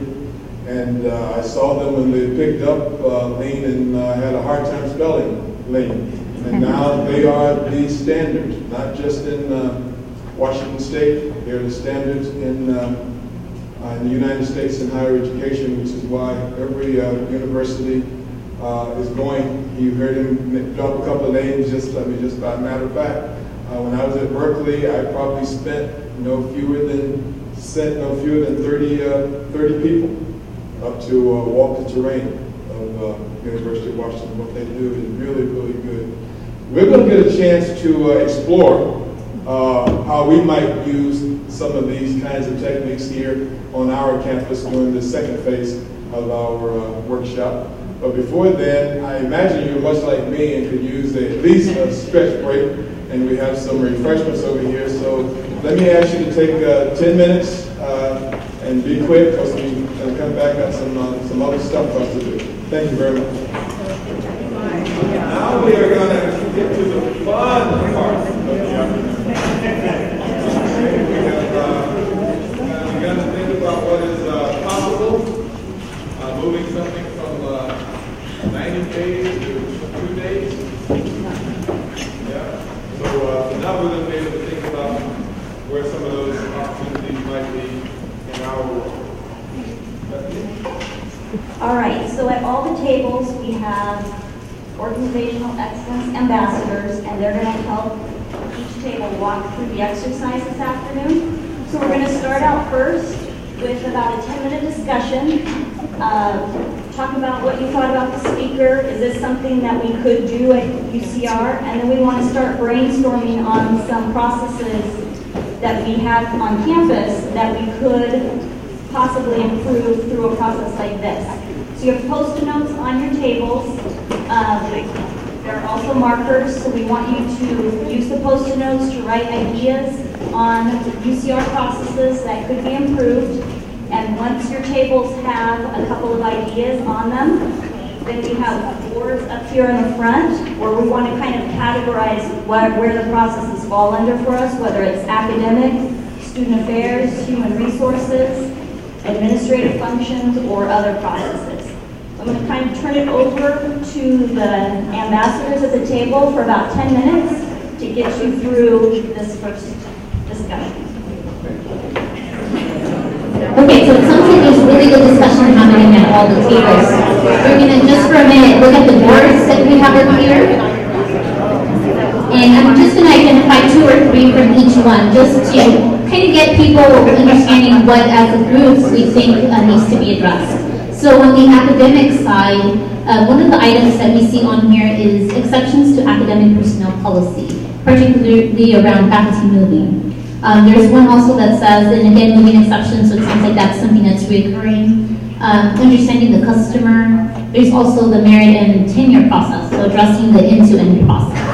Under student affairs, this one has a little bit less. Someone was walking by and saying, maybe that's functioning really well, right? So the areas that seem to be coming up here are transcripts, so things like practices. There's also something very simple like signage for storage. So maybe other things that aren't necessarily, some major processes that need to be addressed. Under human resources, there seems to be broader categories. So things like onboarding of new hires. So maybe there's opportunities for us to streamline the process and really focus on an onboarding process for the entire campus versus something that each individual school and college is doing. There's also things about the hiring process, the direct employee training, again, centralizing onboarding. Sounds like UCSD is doing that, so someone identified that process. Under the admin function, there are things like e-pay, e-buy, so maybe we need to get into more specifics. What about those processes, right? Things like academic shared services. There's also payment requests for purchase orders, etc. So there seems to be a lot of things that we've already started to do in the admin function with a lot of our technology. Under other, this one seems to have a lot more activity. It could be that it's a grouping of all the little things that we have to do. So there's things like mail services. So again, what about mail services, right? There seems to be 2 on here that say printing and graphics. So the bid processes, there's improved EH&S reporting. So it sounds like there's a need for a little bit more accuracy according to that posted. Things like how do we communicate?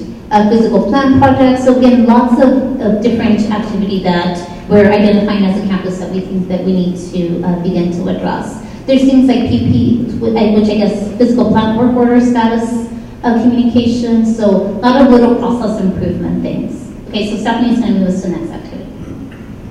All right, now we'd like each of the tables to select one process, and it may be something we've heard up here or something that you discussed at your table, and we would like you to work through using the principles that Mark spoke about earlier today, and then also the 8 waste handout that you have on your table. So just take one process, maybe try to, what's that part?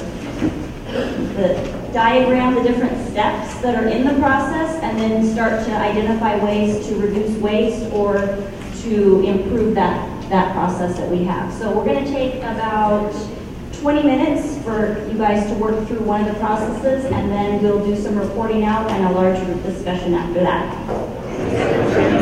Okay, so it sounds like there's a lot of very creative conversations happening. So I'm going to call your attention just for a minute.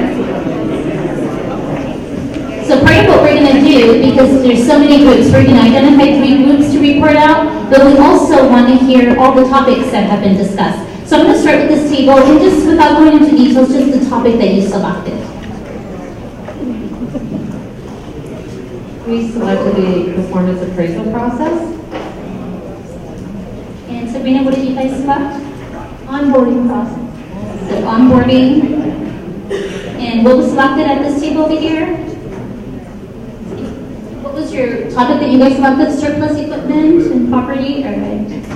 And this table sounds like you guys selected onboarding process as well, right? And the back table selected physical plant work orders. I think we want to learn more, right? So again, onboarding, so it sounds like lots of groups were discussing onboarding. What about this back group? What did you guys select, Jerry? Waste removal. So waste removal, and Tamika, what did you guys select? So onboarding, so lots of onboarding conversations, right? It sounds like we're going to have lots of discussions there. And this back table selected academic personnel. Yeah, lots of academic personnel people on the table, right? So looking forward to that discussion. And Gabe, what did you guys select? Access to reports. So access to reports, and it sounds like lots of different types of reports. Well, we concentrate on scholarship data. So concentrate on scholarship data. Okay. Oh, and it sounds like over here we have scholarship award process. So lots of areas that we're finding some consistency. So let's see, Deb, what did your group select? So onboarding as well. All right, and you guys selected, so physical plant, so the estimate request, so CPMS, okay. And this back table selected, what do you guys select? So onboarding. So who wants to report on onboarding? I think we all do, right? So I'm going to turn it over to Stephanie, and I think we're going to start with Tamika's table, right? You want to walk through the process a little bit and talk to us about what is the process, what constraints, how did you guys use the 8 ways to kind of break down the process to do some process cleanup? Okay, so we talked about the 8 processes that identify waste, and waste being, again, those things that the customer would not find a value and would not want to pay for. And so we looked at the defects, and so what the team came up with is that, one, that our forms are not current, oftentimes, and with regards to overproduction. So again, we started with what are those things that we personally are passionate about, and everybody's been through an onboarding experience, and I think we decided that that process, either whether it's at the department level or whatnot, that process was not optimal. And so we also talked about overproduction of paper, way too much paper, too many forms to fill out. Concerned about maybe that might be a workers' comp situation. On the first day of work with so many forms people are filling out. With regard to waiting, just the time it takes to get a net ID. So that time can be 24 hours, it can be a little bit longer. And I think people had talked about how the first day of work, first 2 days of work, there was that downtime where they didn't have access to systems, and they were kind of trying to figure out what can they do. So many publications you can read, right? Non-utilized talent, we talked about that the department onboarding process is one thing, but how do you make people fully integrated and part of the culture? And so I think all of us have been here different amounts of time, but felt like there's parts of the campus that we really don't feel a part of or that we have access to. So some ideas about maybe having campus sponsor, welcoming committee, or maybe if you're on the staff side, maybe engaging with students who can help you learn the campus, and maybe integrating the student as well as the staff touring process. I think a big one was around transportation. There were multiple locations and points of access to complete the process. So at our table, we identified 4. I'm sure other groups that talked about onboarding probably can identify more. But some of those things were we are sending people to parking. We're sending them to PD for their fingerprints. They're having to go get their hard card, and then they're with us around the new hire paperwork process. So people are probably exhausted running all around campus, and that's the first impression that they have of us and what it's like to be at UCR. With regards to inventory, we talked again about outdated forms. If there are policy changes or something or revisions, we might have forms that are stacked up in our department that we then have to toss or throw away. In terms of motion, the idea of having a sign that you're the person onboarding, they're having to complete multiple forms, sign them multiple times, and that there's a lack of standardization in terms of how we do business from one department to the next around onboarding. So we talked about how the process is not exactly the same, it's not standardized. And then the last piece being excess processing, we talked about how we're processing that application multiple times because the employee is putting certain information into the applicant process, applicant tool. That information is showing up in iRecruit, and then we're turning around and hard keying it into PPS. And then that process, so we're over processing that same information or similar information multiple times. So And I think everybody thought really about the speaker. You guys felt, I think, very passionate about this process. and even open to working on some kind of committee around improving the process. Great. And any quick feedback for this group? Anyone want to comment anything? Anyone from the other onboarding groups that want to just add to that? No, if not, we're going to move to this table, which I believe did academic personnel, right? All right.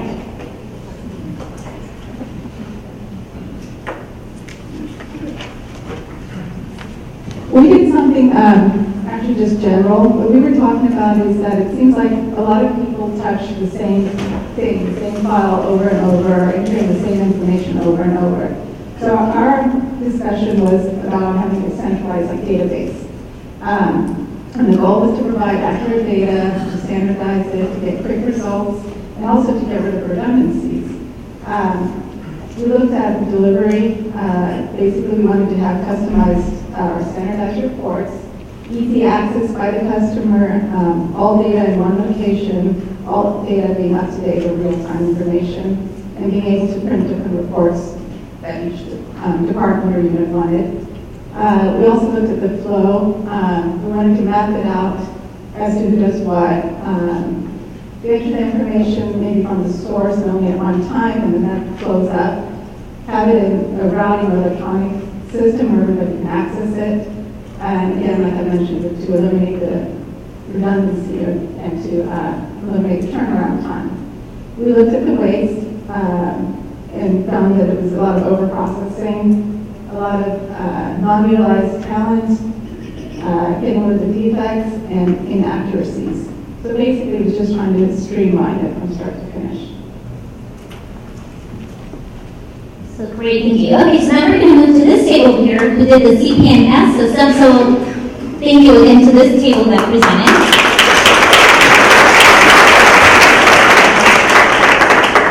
Hi. So we actually started with CPMS, but then we decided it was too big to tackle in this short time frame. So we moved on to improving the time or reducing the time for the estimates completed by physical plant. And Ken Mueller was very, very supportive. Picked on him during this time. So we start with the department identifies the need or the scope, and then we have to decide which route to enter it into either physical plant or the CPMS. We have to make that decision. And then at that point, we're required to enter an FAU and a dollar amount, even though we don't know that we're requesting an estimate, we don't know the dollar amount, but we're requesting to put an FAU at this point. And at this point, Ken helped us with the process after that point because it's out of our hands, and I think it's taken at least 30 days to get an estimate, probably longer. So the estimate's accepted by physical plant, and then the estimate request goes into FAMUS. Then the individual shops get are distributed information for the different crafts. And then the job walk comes out, they come out to the job walk, so the physical plant, electricians, carpenters, those people come out and meet with the department to get more specifics on what's needed. Then each shop prepares an estimate. If I'm correct me if I'm wrong, Ken. They prepare an estimate, and then the shops take those estimates to the clerical unit, and then the clerical combines those to one estimate, and then that estimate goes to the physical plant supervisor. Then it goes to the department, and then it says the department's going to email. I think maybe they get email. So this is the process we're trying to improve. There was a lot of steps along the way, and we haven't identified what type of things we can do and what steps we can eliminate, but I think Ken had some ideas. But I think our goal right now is at least 30 days, and I think we're trying to get that down to 3-4 days. That would be great. I don't know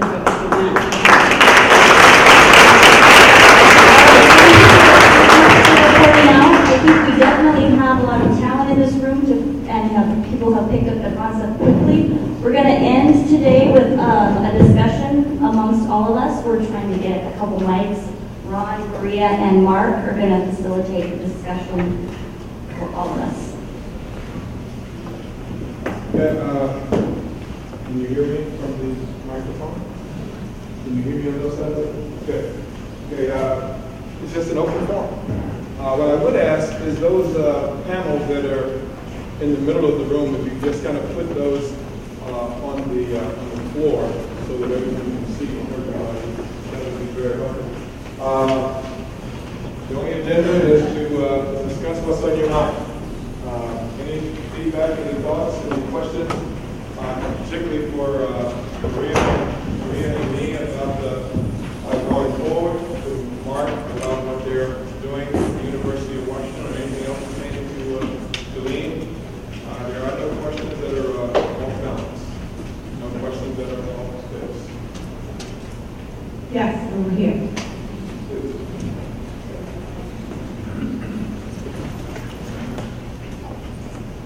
My name is Amanda. At UW, do you guys have a schedule for your events? Do you do them with specific, frequency, so many per month, so many per week?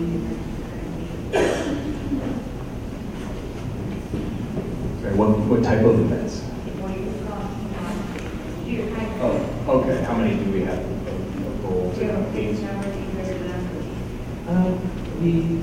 We don't have that exactly.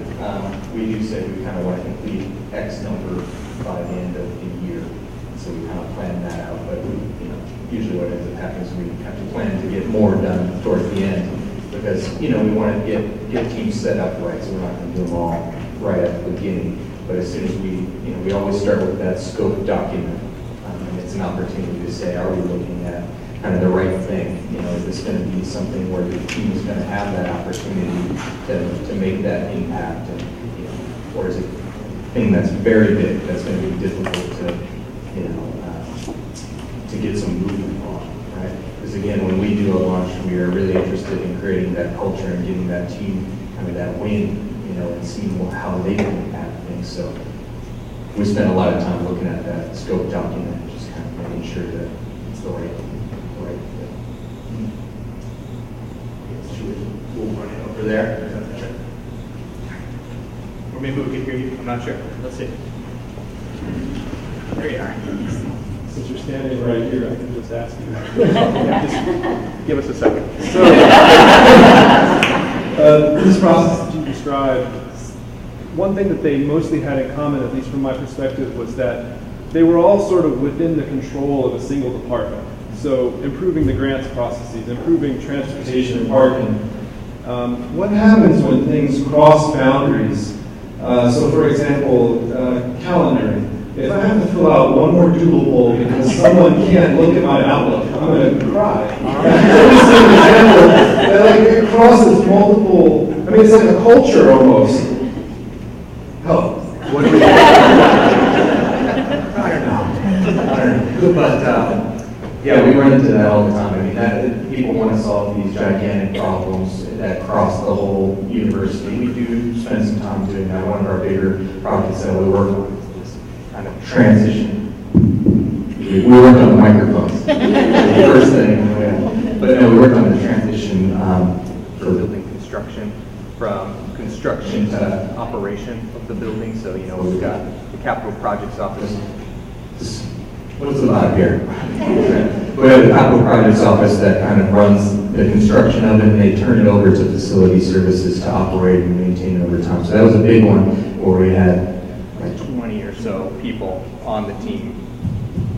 And then, it was just a big thing. So it becomes difficult and they take a little longer, different things like that. So what we do focus on is the natural workers. So those teams where we could identify they're going to make a big impact on stuff. Maybe I'll talk into this microphone up there. Maybe we do the crowd.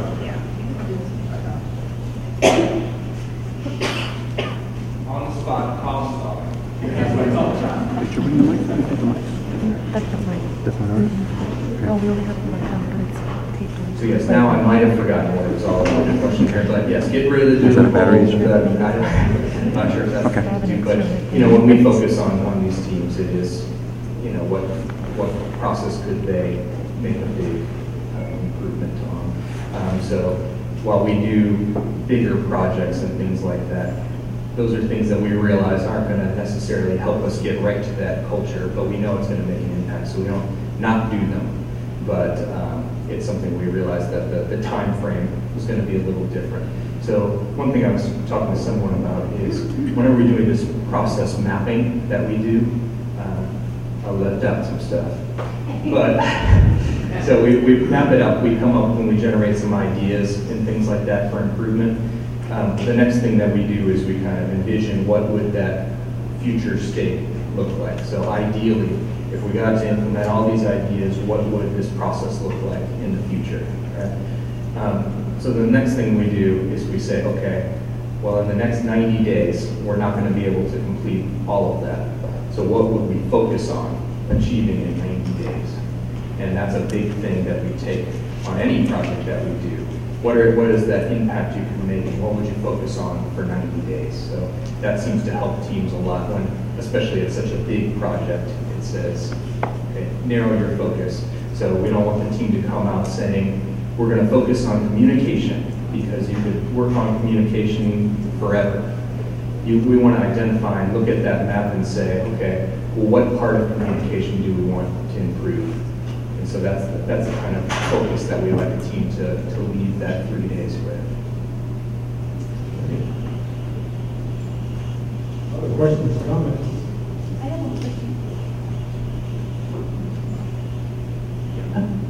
My question is, where do we go from here? We've sat down, we've identified a process that obviously needs to be improved, but how do we keep the momentum going from the ideas we've generated in this room and not just go back to our office and be status quo?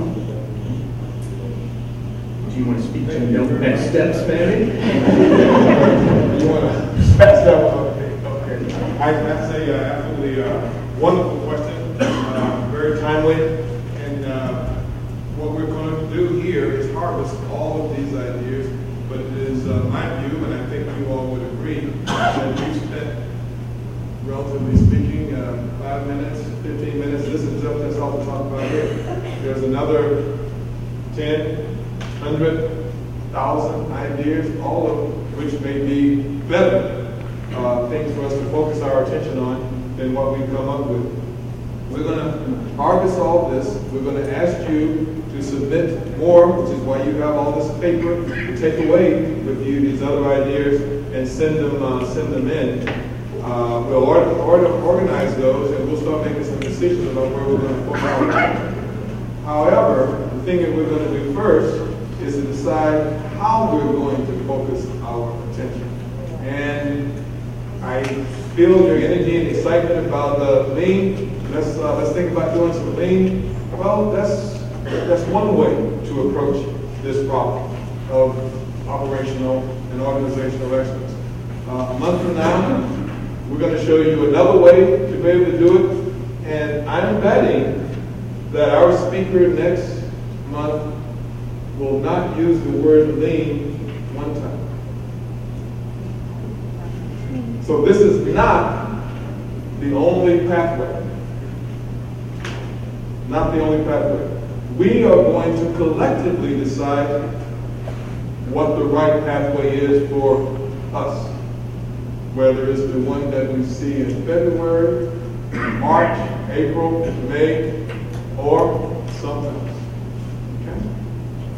Other questions, comments? You have a comment over here?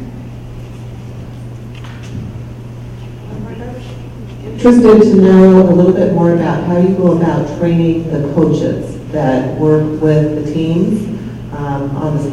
I think it's a fascinating, very effective approach that I can see mobilized here.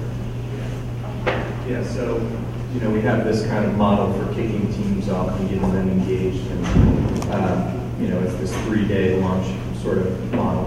And the first time we did it, the first 2 or 3, our consultant kind of helped us with, and we had one of us kind of participate with them, and we learned how to do it. So now what we do anytime we have a coach, again, it's somebody that had that experience of being on a team, then we'll bring them in and we kind of talk to them about, okay, what is it? We go through the steps of what we do and what that launch process is. So we focus first on that 3-day launch and what we're trying to achieve, how we usually do it, what are the kind of things you would need to know. And then we work with them on the launch, so we bring them in, they co-facilitate with us, and that's our opportunity. They can see how we interact with teams and that sort of thing as we go firsthand. And then eventually, as they become comfortable and learn that process, then they would facilitate a launch.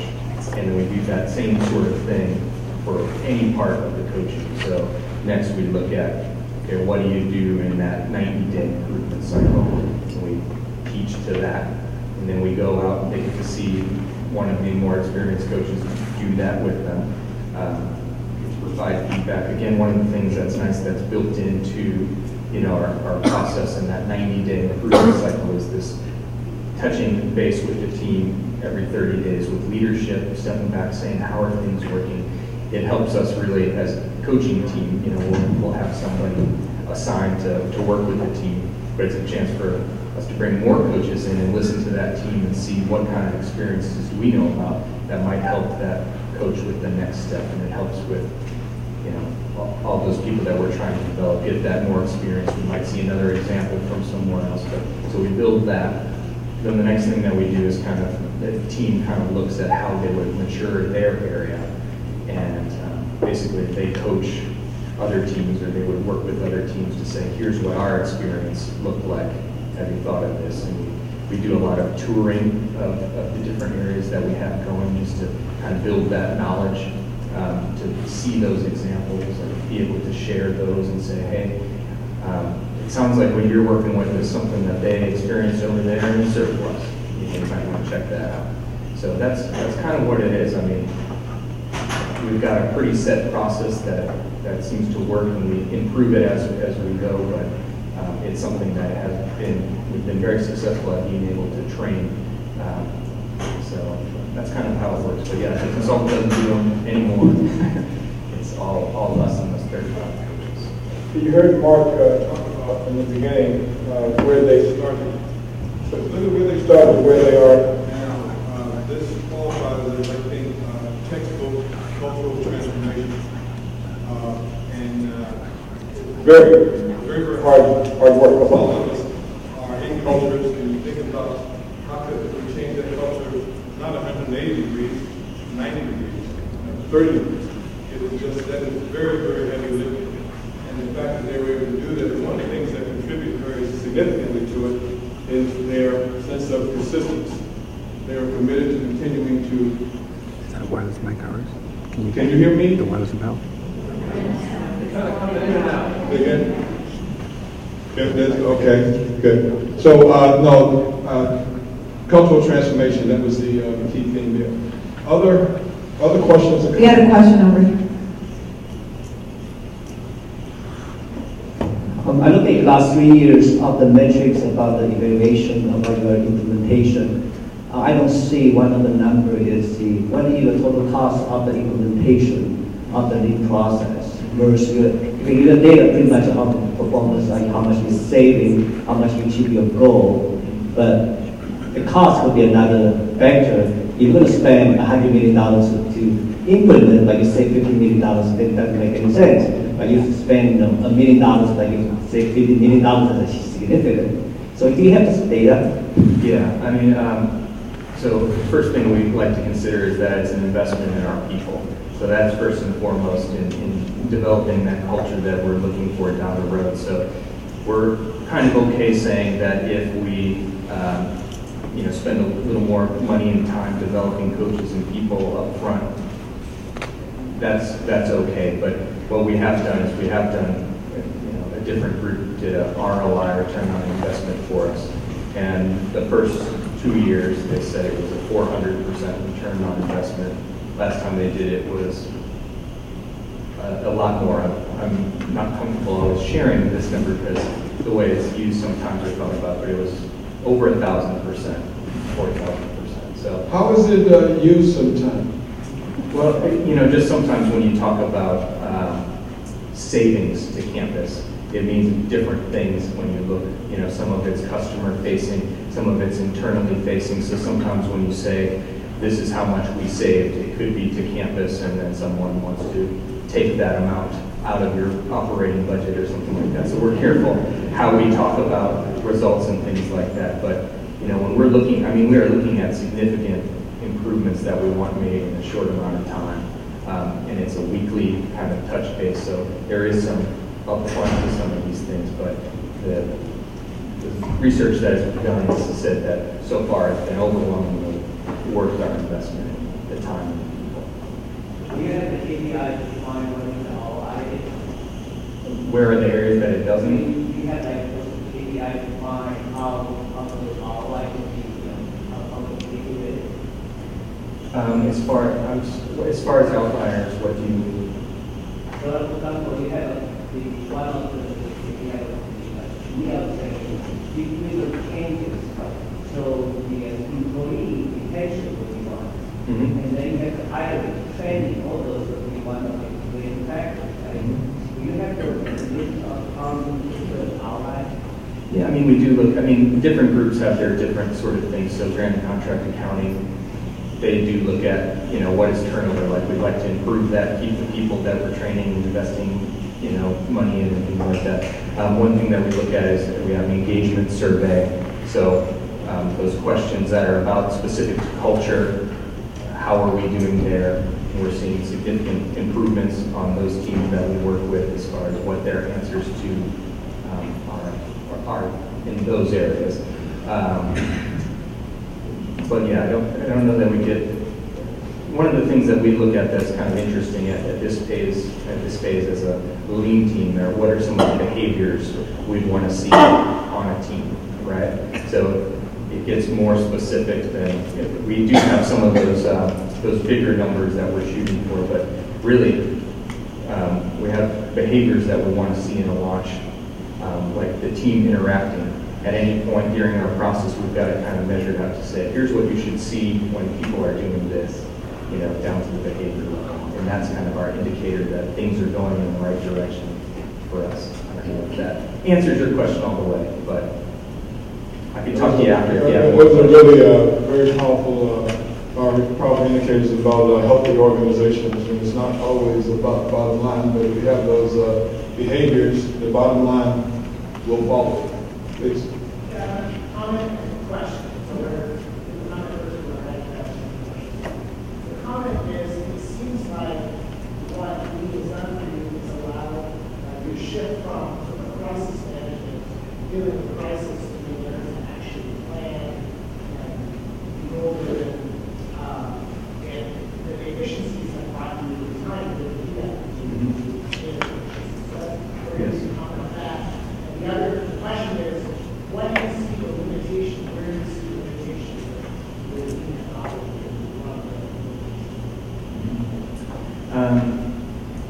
For the first comment, I'm sorry, that was about being able to shift from crisis. Crisis, yes. Okay, yes, thank you. Well, when we look at the model that we use, those 4 key systems, the fourth component is the standard follow-up. So it's building in this rhythm of when teams interact with each other. So on a daily basis, they've got things that they meet about. It's in that daily time, the 5 to 10 minutes where they're talking about how do we react. We had this goal yesterday, right? We didn't hit it. What's our idea that could help us with that? On a weekly basis, our rhythm feels more like improvement. So instead of reaction, we know what the problem is. We identified it when it happened. It's not going to be every day, but we identified that problem when it happened. And now we have some ideas that we want to prioritize and try and implement, so that weekly is more an improvement feel to it. Monthly is that opportunity to step back, and it's more of a reflective kind of feel. So we step back and say, how are things going? Are those kind of daily measures helping us hit those things that we want to achieve, those monthly goals? Are they giving us a good indication, or do we want to relook at those sort of things? Are our ideas moving? What could we do to change there? So yeah, you're definitely right. We try and build in a different way to react to things, but we want it to be in the moment. And then the other one was another limitation. Where doesn't it work? Well, when we think about where we go, I think there's a lot of places that are harder to go. So we have like a power plant on campus, and they've got 24-hour shift that they've got to be there. That's been a difficult area to fit the model that we do for engagement. There are other ways we can try and work with them, but that's a difficult model for our process to fit. But I think the ones where we have felt like the most issues with is where we didn't have the right people in the room. That is the big one. It would be projects where we're talking about someone's process, and we've got one person from that team represented, and it's their process.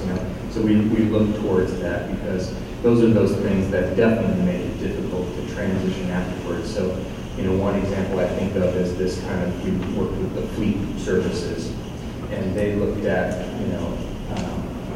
it cost a lot to insure these 12-passenger vans. And they wanted to say, what can we do to reduce the risk of this? And they came up with a great idea, and a lot of great ideas that they implemented. And it saved the university like $100,000 a year in disability claims. But there was only one person that works in fleet all the time, on that rental office side, and his manager. But when we looked to then transition that team to where they're daily looking at these things, looking for those improvements, it was much more difficult to do. So that's the kind of things that we try and look out for so that we have that opportunity to be more successful and for it to work. But generally speaking, if we have the right people in the room, we haven't scoped it too large, that could be another issue. But it has been pretty successful. Time for one question.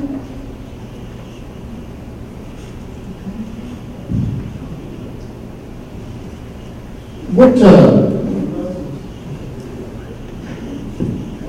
if any, did you learn from the failings that Toyota?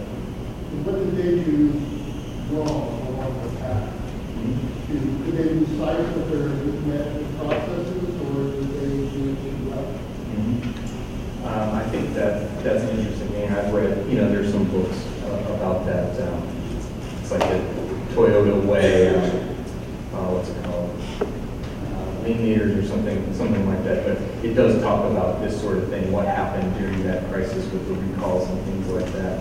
And when they reflected on that, it is in the book what they say is that they didn't create those opportunities where people were able to make a decision close to where the problem happened.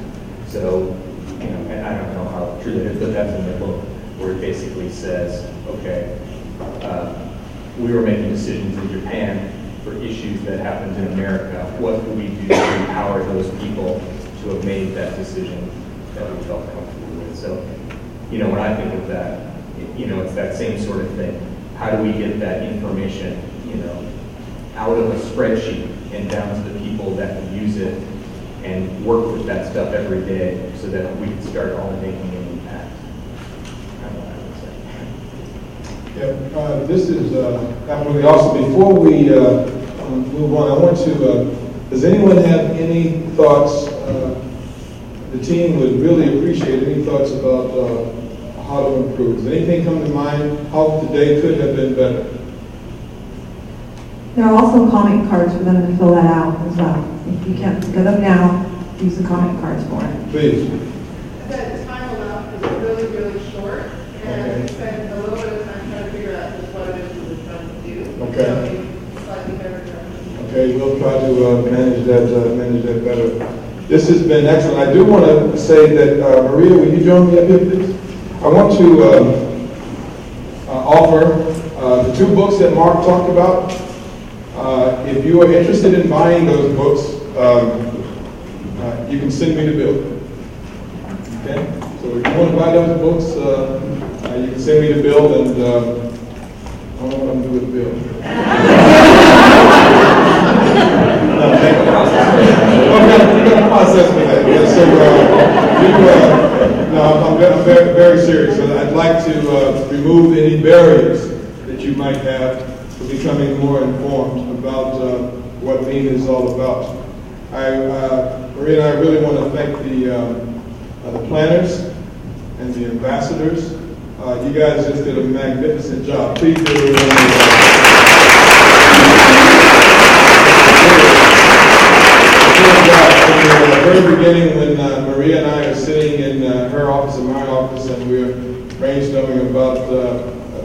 we should do with something like this and how to do it. We have a real good sense of maybe what ought to be done, but when you think in terms of, she and I can't do it.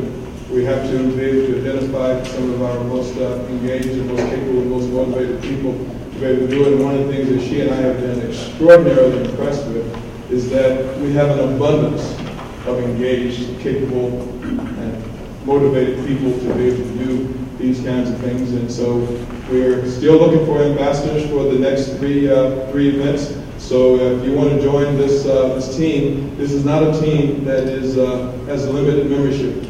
Everybody that wants to play can play.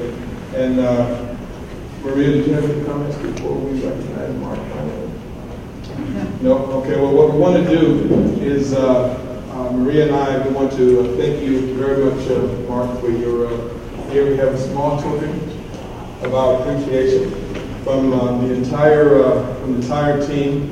I just think our Mark did just a magnificent job. It is not the easiest thing to do in my world to exceed my expectations. And Mark, you have absolutely exceeded my expectation. I will be talking to your bosses about that. This was exactly what we needed to launch our OE speaker series, and you could not have been more on point. So congratulations. Give them a round of applause.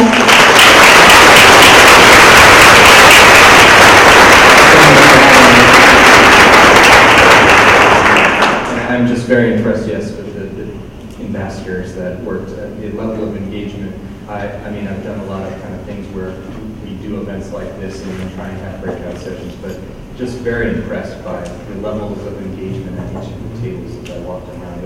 It was a great thing to be a part of. So thank you so much for welcoming me here, and you'll get your regular weather back tomorrow. Thank you very much.